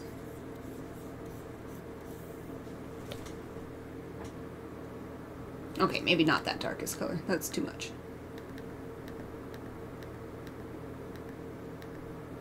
But you never know. You gotta test it, and then you know.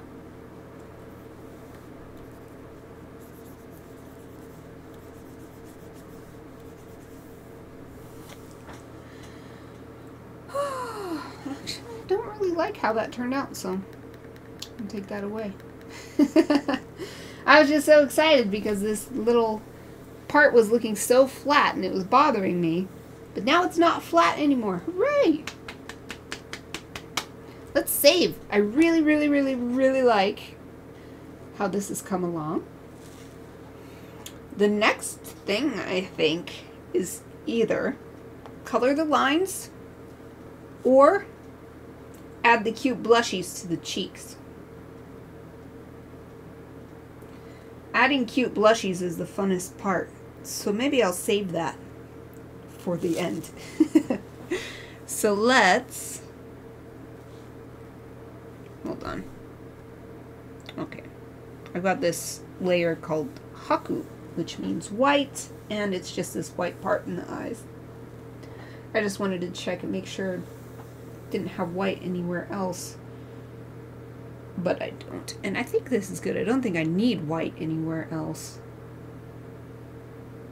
Okay, so let's color the lines. And we're just going to lock the lines layer and then zoom in. So I think what I'm going to start with, this is what I usually do. I'm zooming out. I just zoomed in, go zoom out. I take the darkest color that I have, which is this green here, and then I create a color darker than that, and then that's going to be the darkest line color on this drawing except the face. I've been leaving the face black. That way when it gets shrunk down to tiny, like 28 by 28 pixel size, the face still stands out really well. So that's why. So now I have this color, and this we don't need this pastel brush for necessarily, but no, let's use it, because some of these thicker lines we might actually be able to see that texture. But I'm going to go to the hard brown pressure size just for filling in the lines with this super dark green color, because I want everything, like I said, except for the face, everything to be this dark green color. And then I will lighten it based on whatever colors are sitting around. Oh wait, but we are only on 23%. Let's turn that opacity back up. Okay, opacity back up to 100. There, now you can see, or maybe you can. It's a really subtle difference. But now I can see that the color is actually being applied and the lines are no longer black. I mean, the color was being applied before, but only at 23%, so it didn't really look like it was making a difference. I just want to make sure to get this in everywhere. Everywhere except the face.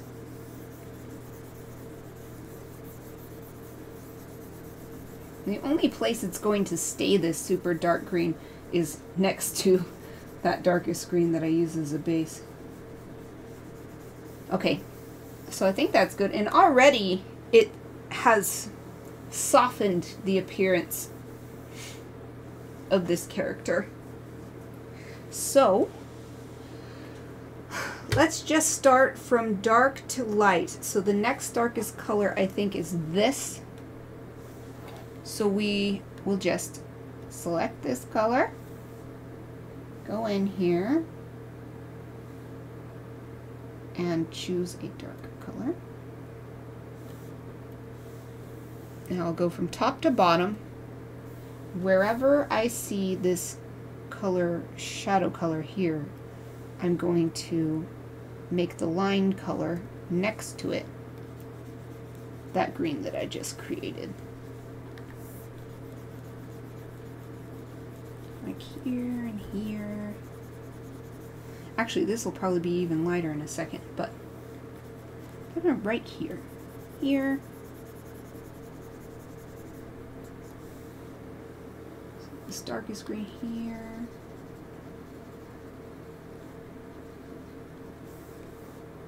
Here.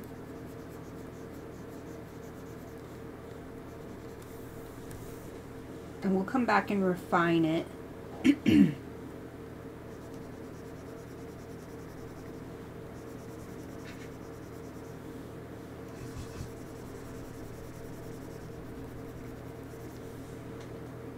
We'll refine those edges, but for now I think that's good. Right here we need some.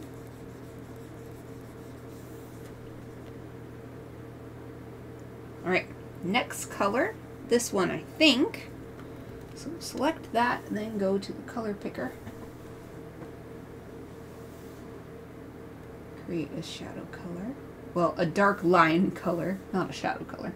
So we want these lines to definitely still look like outlines, or at least that's what I like. I like the outline look. But by making the lines colored instead of just black, it makes the image a little easier on the eye overall. So I still want it to look like it's outlined, but just be a little more subtle.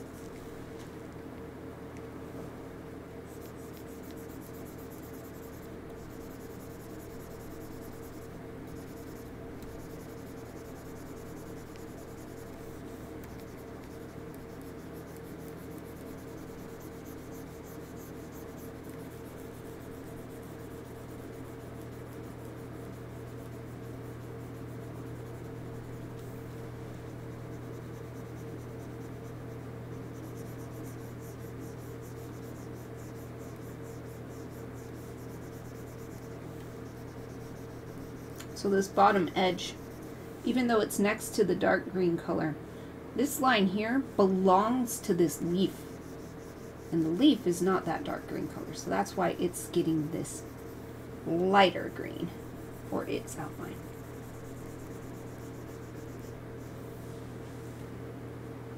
Not bad. I want to bring some back right here.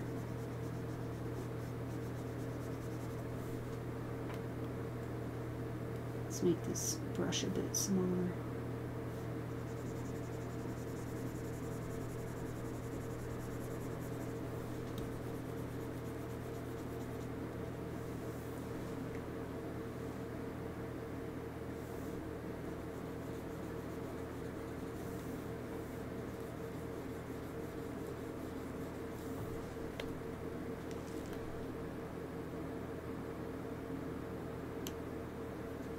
This part's really hard to decide because so many colors are coming together right here.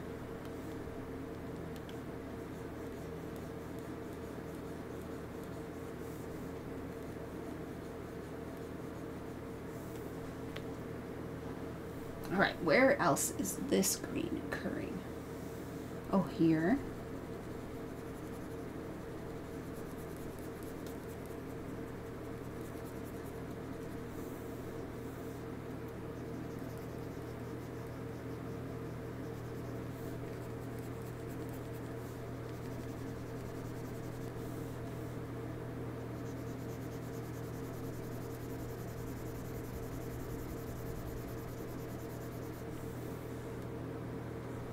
Right here.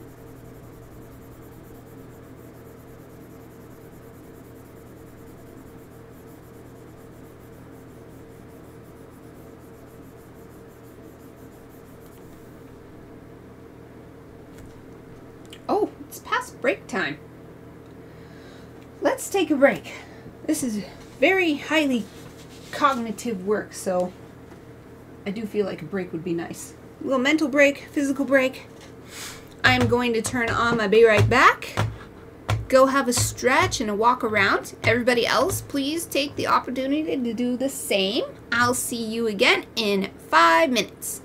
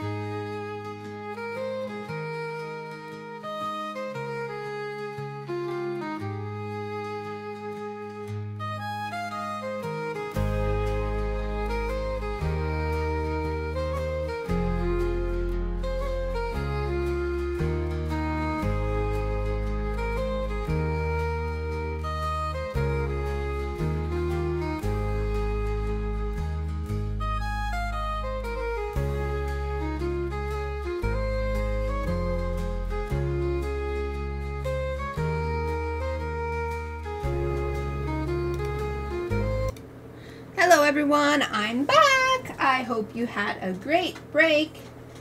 Aw man, the sun is coming out. All my beautiful clouds are gone.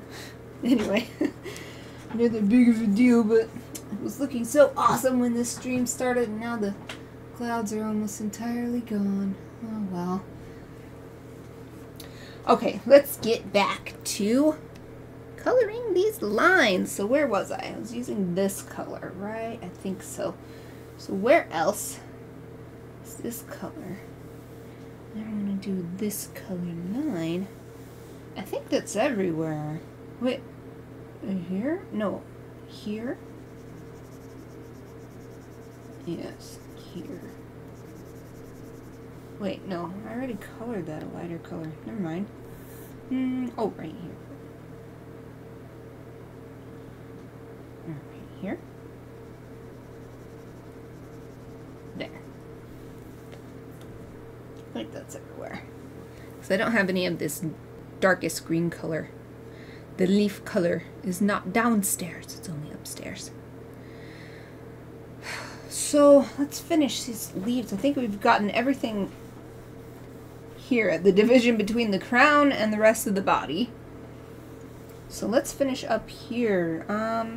Let's take this color here and create a dark line color for it.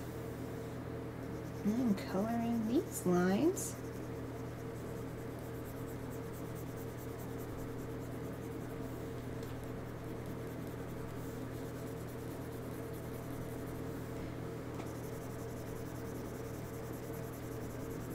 This might be a little too light. I don't know. It looks good.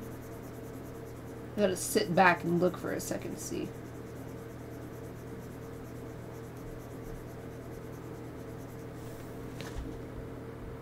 Yeah, maybe a little darker. Actually, when I'm looking in the navigator here, you can barely tell.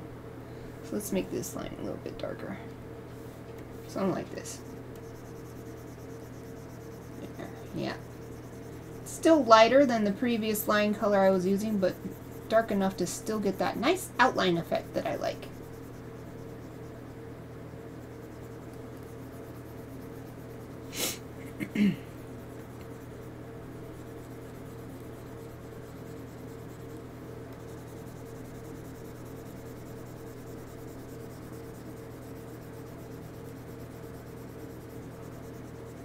I need to make it a little darker actually, because right here it's getting lost next to this color.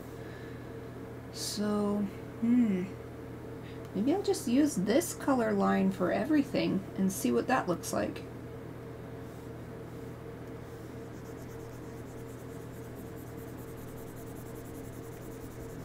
Yeah, that's better.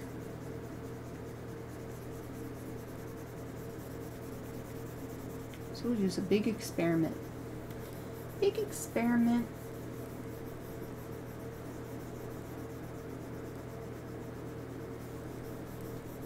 It's nice when one color works for a lot of areas.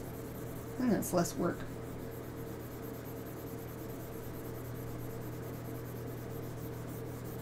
I don't need to get hung up on, does each line match with its own special color? It's just more about what is the overall effect.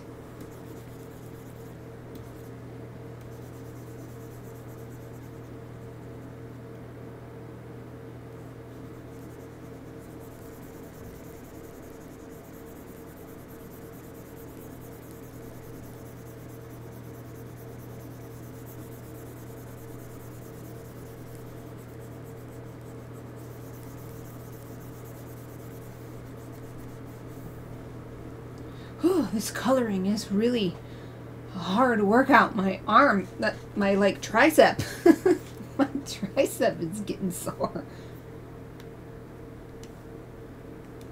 Let's get much smaller brush just right here for this. Right here too.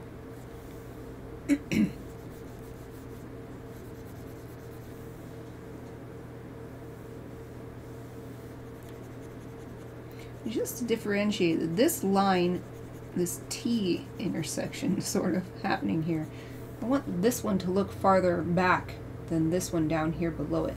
So that's why I'm making this line a little darker, to create separation.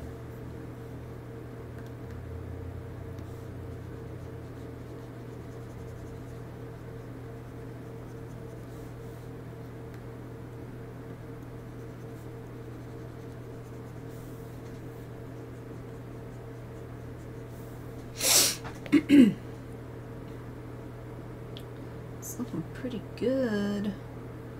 Looking pretty good. I think I just want to have one lighter line color for next to these, or I don't know, I think they need that extra line, but like maybe right here where we got this super big highlight happening, take this edge down a little bit so that it's not so strong. It's competing. It's such a big contrast right here. So let's do that. Let's pull. Maybe we'll just use this color. Let's see what happens if I do that. How does that look if I just use that color? In fact, let's bring this down to 25%-ish like I had before and build it up as I did for this highlight, although let's make it a little bit higher. This will take too long. 30-ish%. There we go. So we're building up this line the same way we built up the highlight. Yeah, that's way better.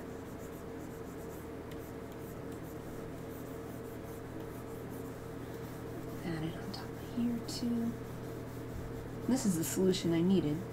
I like having the outline on these veins, but I just want to make it a little bit lighter, so using the 33% brush helps do that. There, that's so much better over here. This leaf really looks lit up. So let's do the same thing across here, where we also built up some highlight.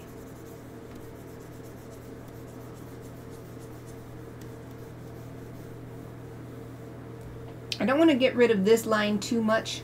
In fact, I'm going to bring that back, because I like this differentiation between the two leaves that's happening. So we're going to leave that one alone, but we'll bring it more in here.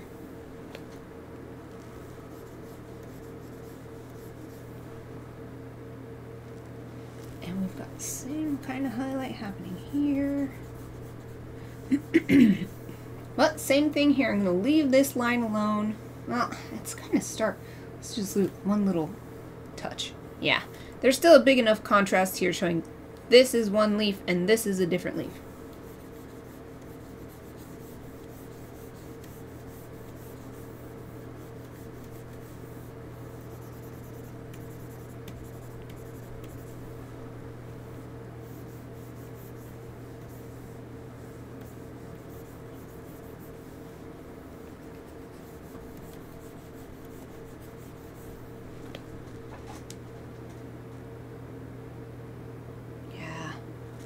Nice. Me likey. Let's save.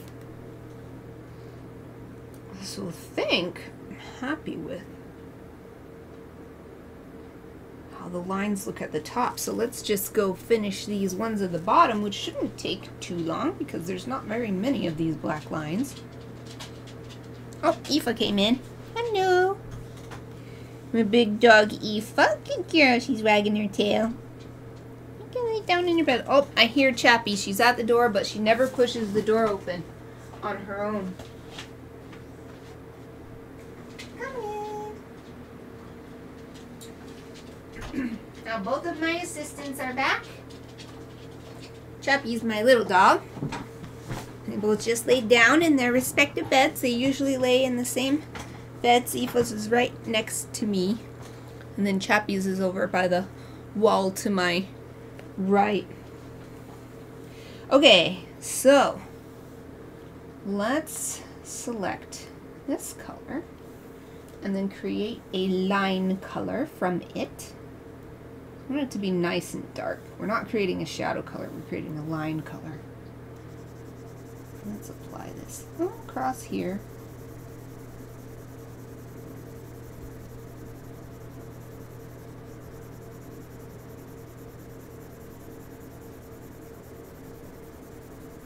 Even though I already did these, I'm starting to think that I want the lightest color on this part. And definitely right here. Oh, right, I'm still on 33%. Flow, I want all the way max. Okay, let's try again. There we go.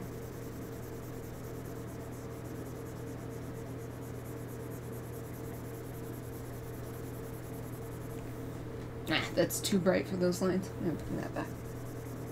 Actually, I've got to undo what I did before. Oh, I see. Hold on. I did not add this color all the way across here. There we go. That's why that part looked funny. Okay. Let's make this line color again. Oh, is that dark enough? Get really dark. Try this. Relatively really dark.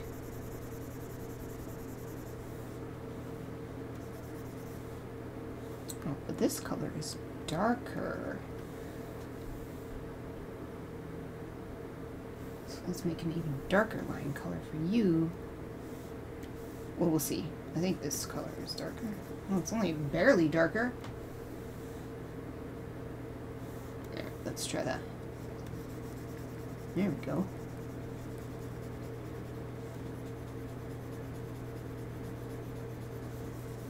And bring this one all the way down.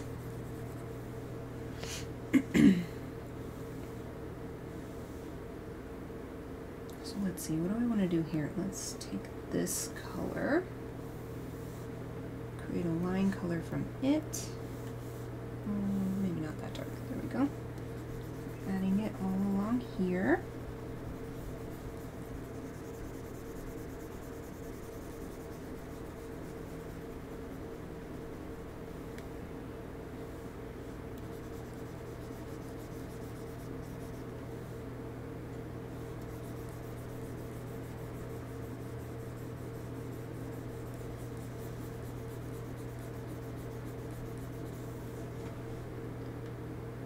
Yeah, this is coming along. Let's pick this color, create a line color from it. Oh, a little darker.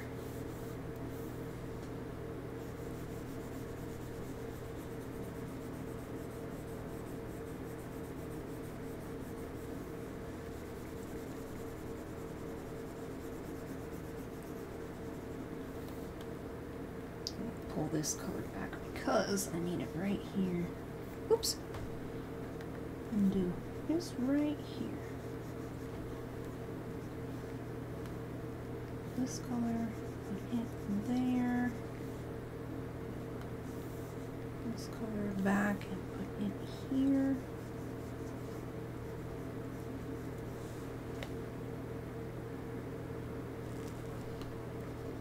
Right here, I want a line color based on this color.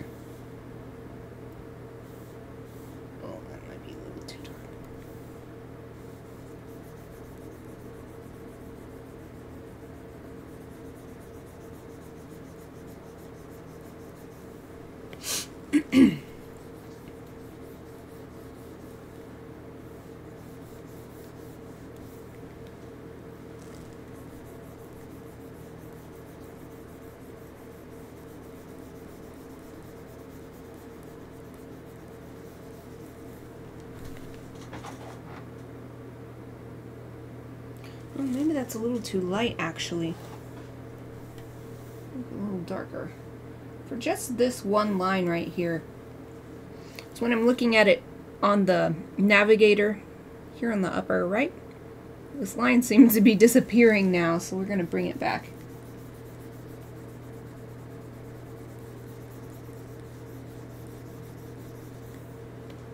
There, that's better. Don't want it to disappear.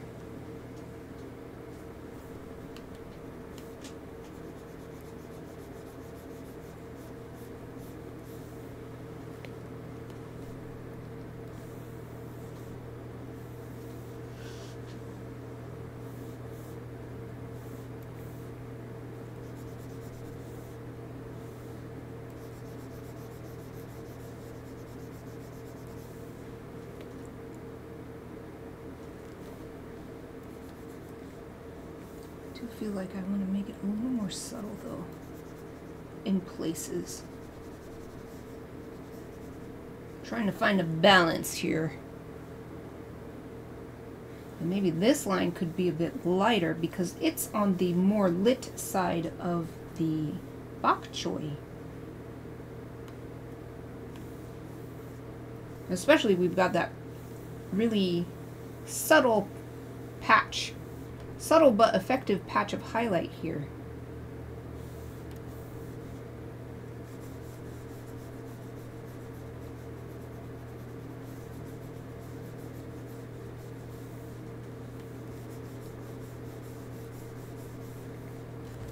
Let's don't take it away from the outside, but this inside line, so we're getting there.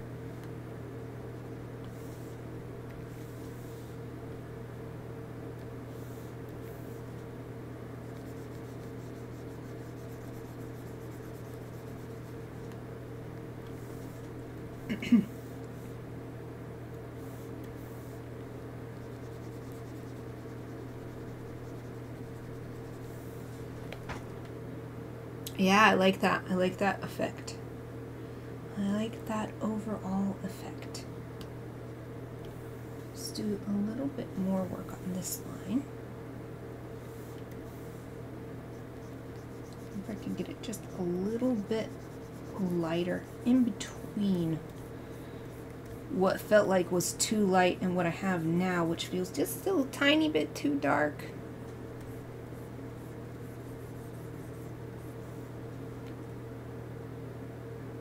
Yeah, I think that's good. Let's bring this down a little bit on this side too. Just soften these inner lines. Hey, this one too. Soften this one a little bit too. This isn't the right color. Do that again, but using this color here.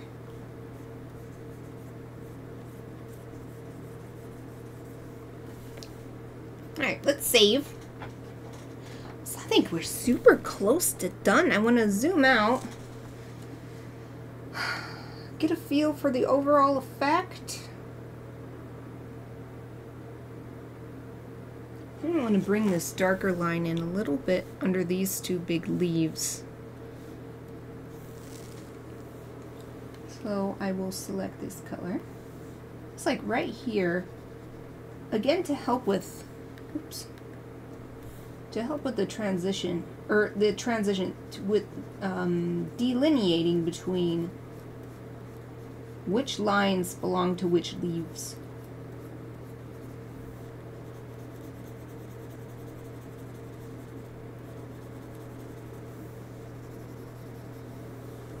So by adding a little bit more, I'm helping show this line right here belongs to this front and center leaf.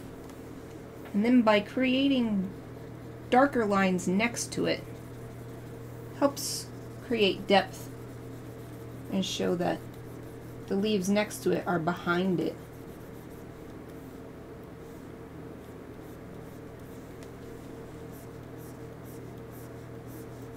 Also just adds a little bit of weight to these leaves to make it darker on the underside. The underside being this outline. So let me zoom out and see what that looks like. Save it. Oh yes, much better. Just add a little bit more here actually. Save. A little bit more here too. Save. Nice. Yay.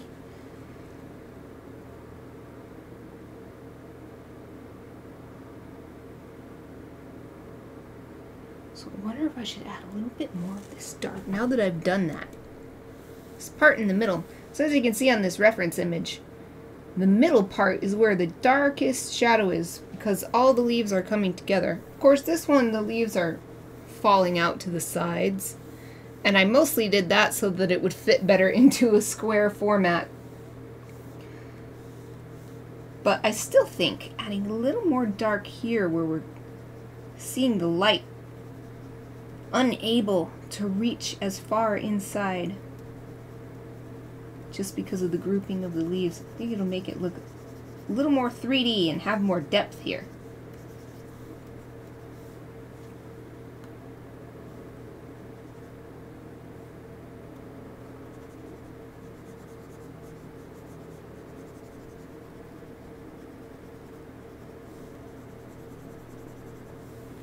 See what that did. Oh yes. Yay. I think this is good. Let's add the little blushies and then we're done. Hooray! And a new layer. Call it blushies. Boom. Blushies. And I'll start with this color as my base color and then use that to find a pink. That looks pretty good. Let's try this pink. So I'm not going to use this pastel brush. I'm going to go to the soft round pressure size. We definitely want hardness down. Size, we actually went really big. Oh, and we should clip this layer before I forget, because we don't want the blush to stick out beyond, where is it? Oh, create clipping mask. Yes. Okay, so we want this brush to be way huge, gigantic. Okay, that's too big. It's so hard. Look at this. This is, okay, from 1 to 200 is this whole huge range on this bar, and then from 200 to 5,000 is like the last fifth of the bar. So it's really hard when I want a brush that's like 500 pixels. I mean, I guess I could just type it, but I never know exactly how big I want it. I have to see the circle. Anyway, I've got the kind of brush I want. Now let's make the opacity, oh, let's do 30-ish% again. So we're just gonna start with these little small ones. Still not as soft as I want, so I'm going to make the brush even bigger. See, look at this. It goes 500 and then 1,000. You can't even pick with the slider. With 650, let's see what this is. Just the bigger the brush is, the softer it goes down. So that's why I like to not just have the hardness turned all the way down. I like to have the brush super gigantic. So look at that. Look at how cute that is. The only thing is, I think I'm going to move it up closer. I love it when it's right next to the eyes. Move it up closer to the eyes. Wolfie put the happy ranger in there. Almost got this new subscriber badge. Yay! Now I'm going to create a darker pink color. And I think I want to go a little bit more to the orange side, if it'll let me, for this. So that warms it up. And I need my brush back. Make it smaller this time. Not that small. Dang it. 290. Okay, let's try this. Right next to the eye.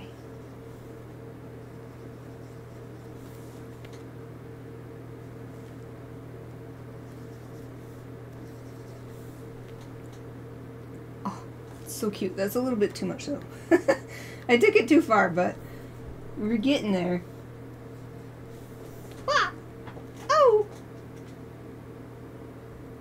Oh, it's so cute. Okay. Now, let's take it even further. Let's make a more warmer and more vibrant red and make the brush even smaller.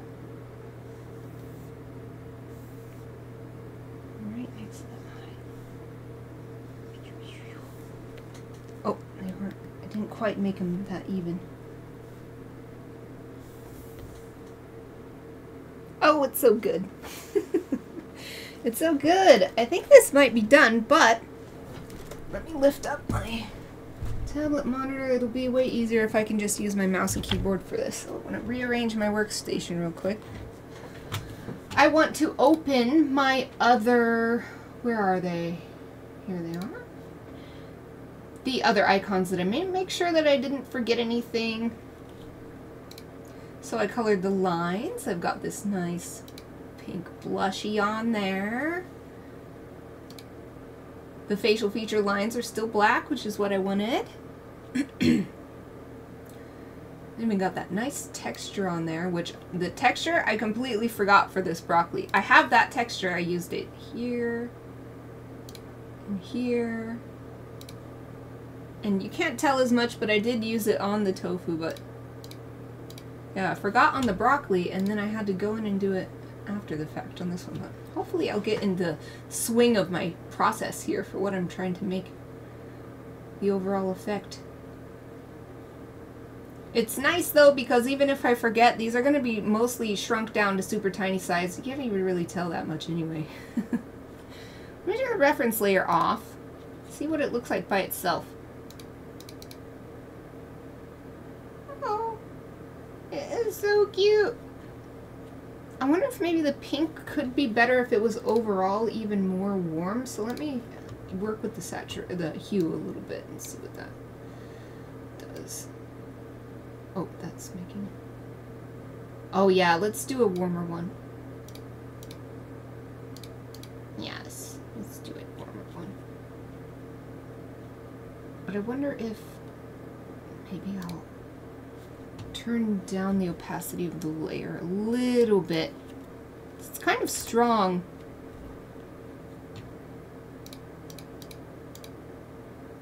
I don't want it to disappear when it's tiny.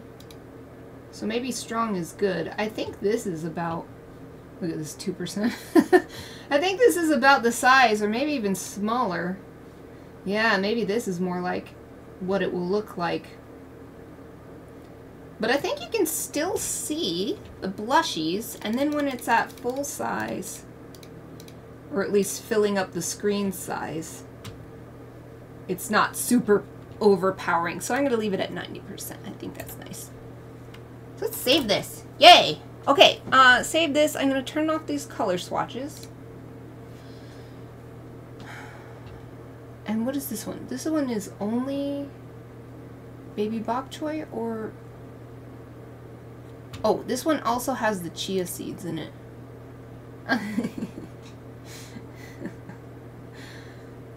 Okay. That's the next one I'm going to work on. But for this one, let's save it to size and stuff. So I need to open... Did I save this? Save. There. I definitely saved it now. Open my... Let's see. It's under projects, I think. Subscriber food badges. Final badges. So I want the final badges because this is already the right size. And then also I'm putting this stroke on the outside, this white stroke, so that whether you view it on a light background or a dark background, you should be able to see it. So now we'll take this baby bok choy. I'm going to make a duplicate group. And then merge this group so that it's all one layer.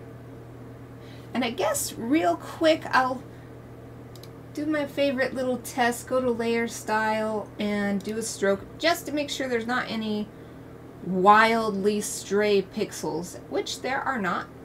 You'd be able to tell because there'd be like a little circle here or something of this bright green color. And there's not, so that's good. We'll just hit cancel. Okay, so now we're going to pull this over into the final badges. Boop. And of course it's way too big, so Control T to transform, and it probably needs to be 10% or smaller. Yep. But by changing it up here in this menu bar in the toolbar, using the numbers, then it gets small enough that I can actually grab these points here to make it fit. Oh, it's so cute. It's getting really small and cute. Okay, let's zoom in. So what I need to make sure, I need to line it up so that there's enough space for the white outline to not hit the edge either, the edge of the image. Because if the white outline hits the edge here, then sometimes it it's hard for it to render the, how can I say this? The white line will sometimes go up along the edge, and then that looks really weird. So I want to make sure there's an empty pixel on either side. So we're just going to use these blue lines. Don't be tricked by what you're seeing in the preview here, because the blue lines actually indicate where the edge of the pixels are. And just match that up to that broccoli there. So now that's matched up, but is this too big? And it is. This is too big for that white line to have a little space, so we're going to have to make it a little smaller. This is taller than it is wide.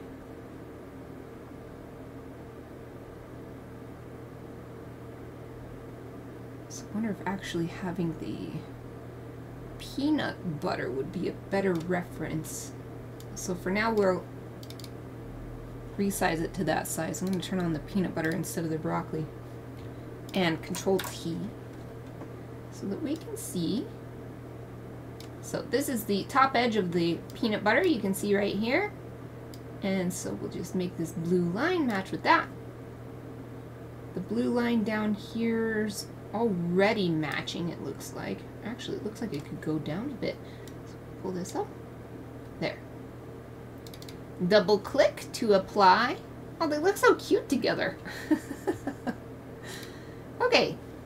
Now, this move tool is weird or something. Wait, maybe it's working now, because look, I can't do anything with these. Control Alt. So, what? Is the move tool working the way it's supposed to now? That would be awesome.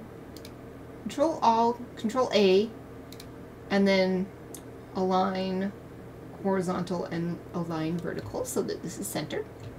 Control D to deselect. Then right click on this effects layer and copy layer style. Paste layer style. There, we now have this white line, although it still looks like it's hitting the edge even though I tried to measure it. Yep, it is. Let's see, is it doing that on the peanut butter? Oh, it actually is a little bit. Did not notice that before. Just barely. Oh, maybe that means it'll be fine. It's more obvious here. It's a lot thicker. The white is a lot thicker. So let's actually make this a teeny tiny bit smaller, like 1 pixel smaller. Control A, center it again, deselect.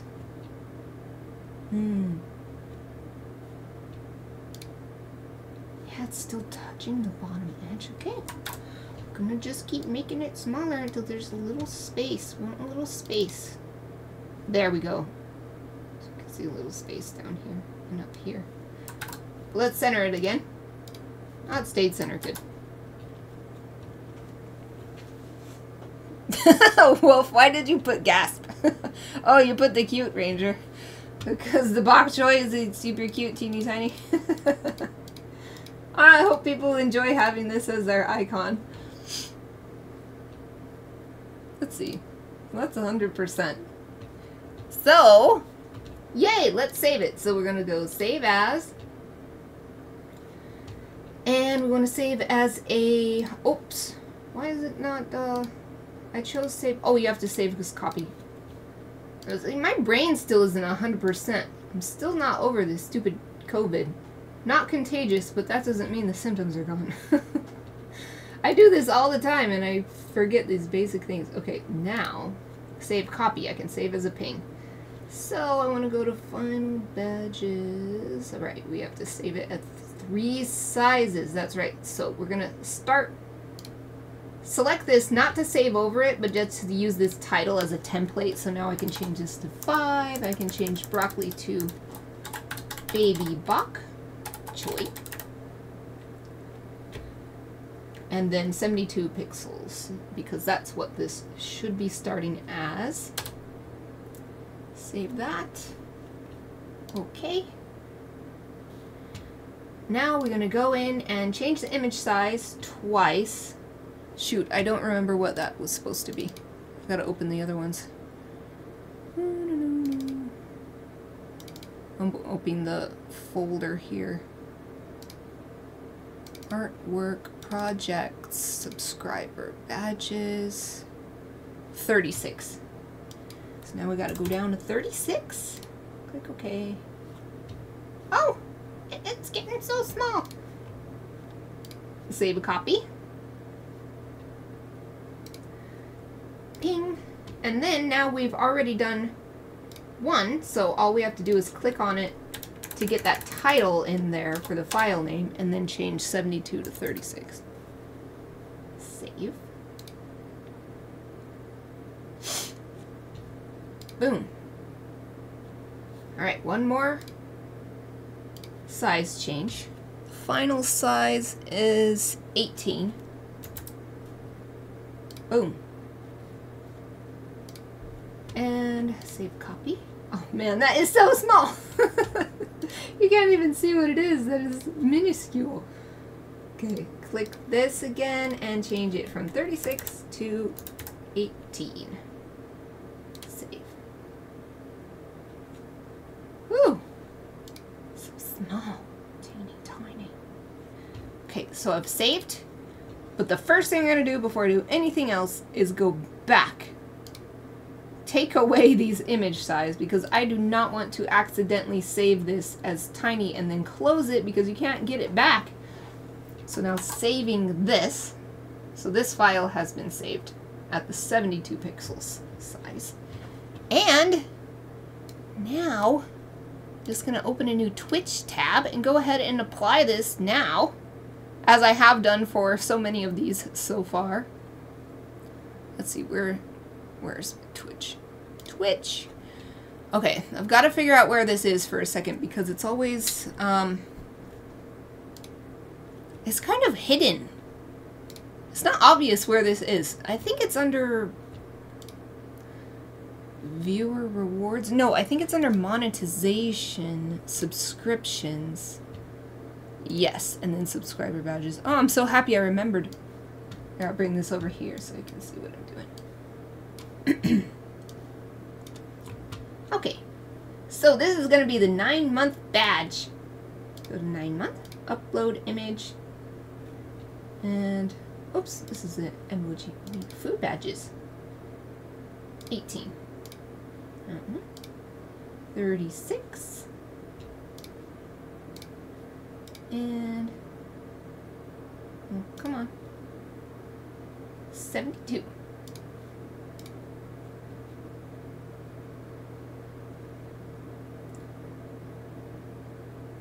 Alright, that's all good.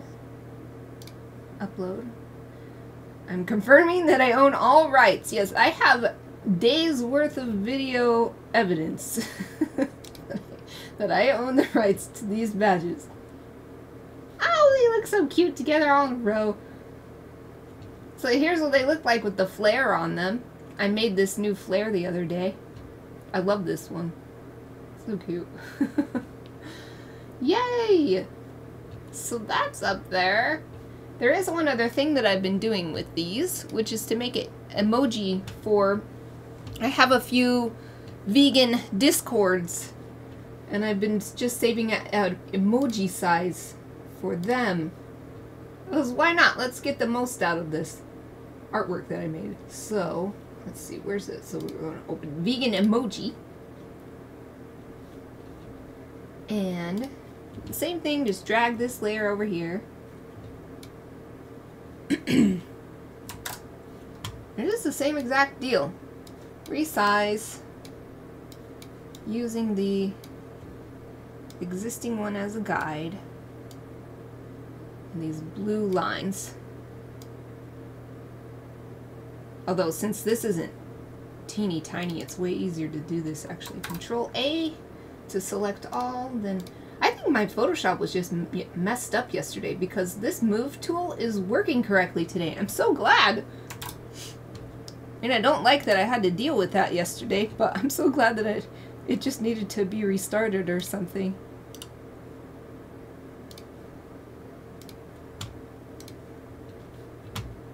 Alright, there's that. And then let's see, what size was I saving these as? When I was saving it in a completely different folder, I think. Was it? No. Where was I saving it? I think it was under the same spot. Artwork, projects.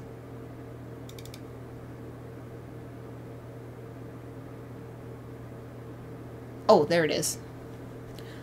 I was just lost. The brain fog is real. It's been coming in.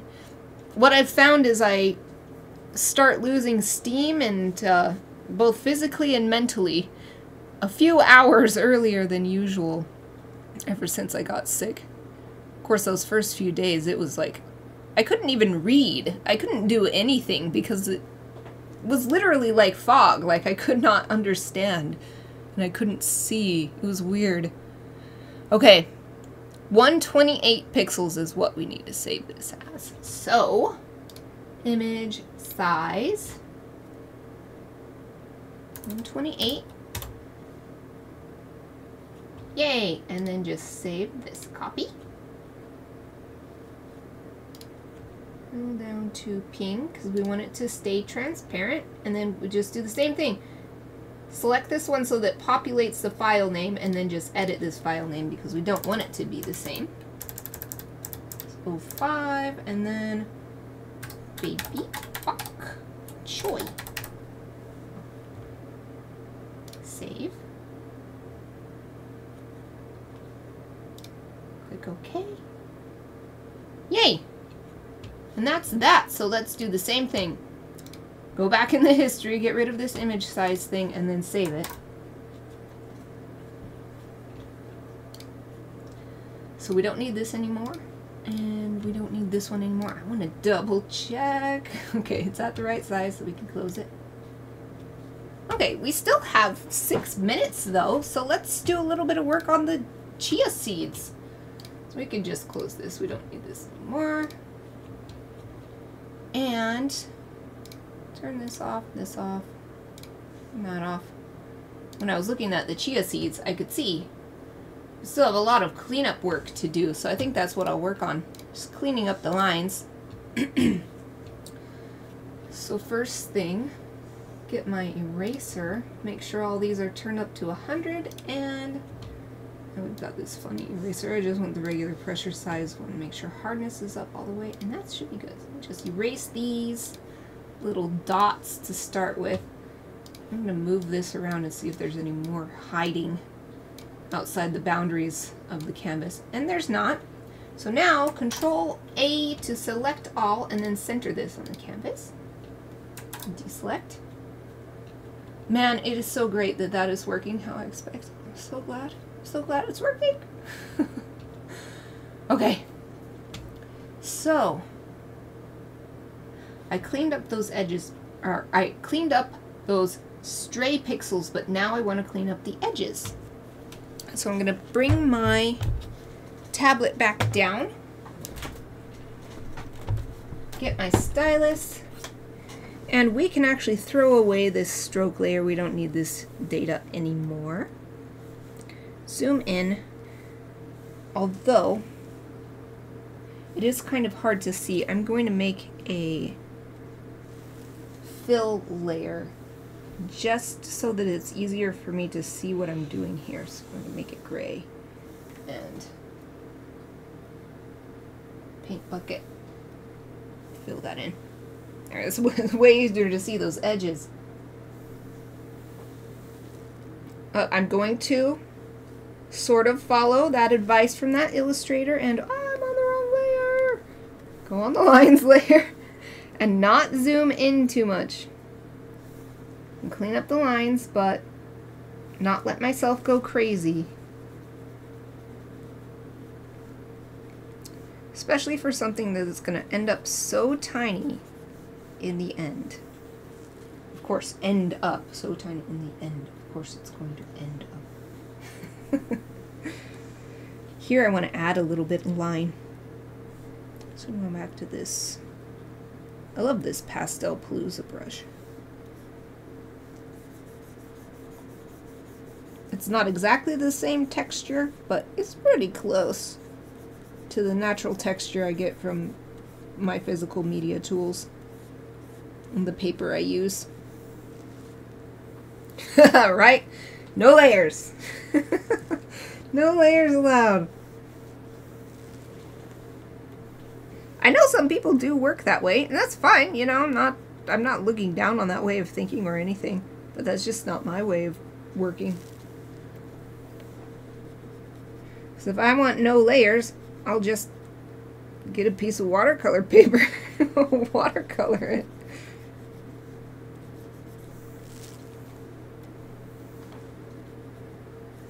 And heck, even with physical media, you can have layers.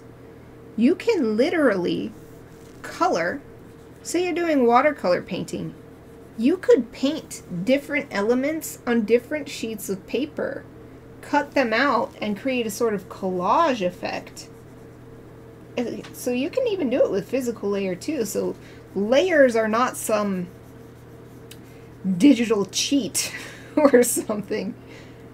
In fact, that's how traditional animation works. Is the background is cell shaded or painted. It's actually usually painted, and then the cell shaded, that's why it's a cell, because it's a cell, because it's like cellulose, I think is where it comes from. You can double check me on that, but I think it's because the plastic is a cellulose plastic is painted on that, and then that's layered on top, and that's how traditional animation works. So layers are not, not a digital cheat. They have precedence. Right?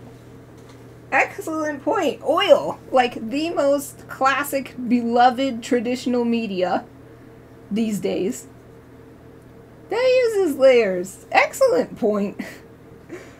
Ah, yep. I think it's fine. I think it's fine to use layers. And I really think, what's the point? You have the tools available to you. Just go ahead and use them. Of course, if someone's mind doesn't work that way, then that's not conducive to their creative practice or their creative, what am I trying to say? Their creative process. That's fine. But I think if someone is saying don't use layers as a rule just because they have something against layers, that's different.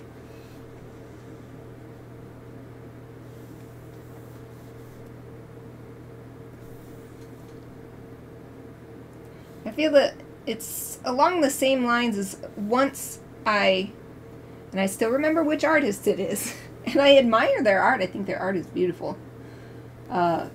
But they gave the advice, never use erasers. You should never use an eraser. I've talked about this before on stream.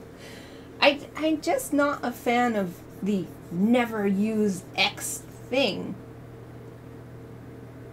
It just doesn't resonate with me. I don't think it's necessarily helpful either, because if someone feels like, oh no, I use eraser all the time, and it makes them feel like a failure or like they can't succeed because they're using this tool, I don't think that's helpful. I don't like anything that makes people feel like they can't do art because they're not following the rules. There's no rules. There's guidelines, there's best practices, but yeah, different strokes for different folks. Yeah. As long as it's conducive to their creative process, then I support it. Sort of arbitrary restrictions, or I don't like there to be some dogma in art making.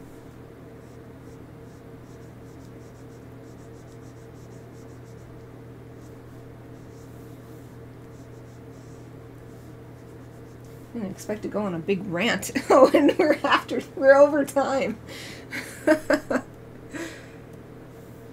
let's save this. Yay!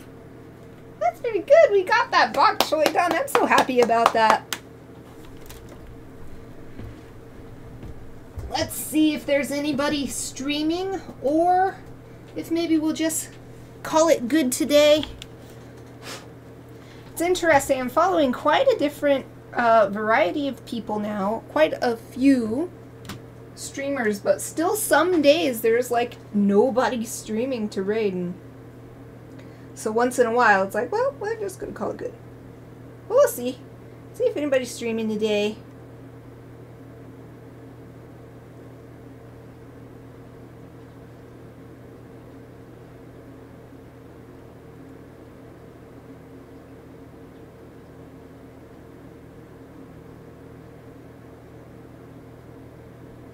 Oh, my app was really confused. It was showing me the same video for everyone, and I'm like, what, is everybody streaming together? I was really confused, like, what? It just wasn't loading. Let's go visit Margot Simone Art. We haven't visited her in a while. She says she's doing a shop update and a tunnel book. And it looks pretty cute from the little preview I'm seeing right here. So let's see. Get over here onto my channel. Start a raid. Margot Simone Art. Make sure I spelled it right. Okay. Boom! The raid has been created. Hooray! Let me thank you all for joining me today, including my lovely lurkers. I saw you on there and I appreciate you. I'll be back next week on Wednesday for more illustration work. I hope to see you then. But for now, the raid is ready to go, so let's go! Yay! The raid worked, so if you are still on my channel now, or watching the recording later, like I said, that's it for me today. I'll be back next Wednesday, same time as usual.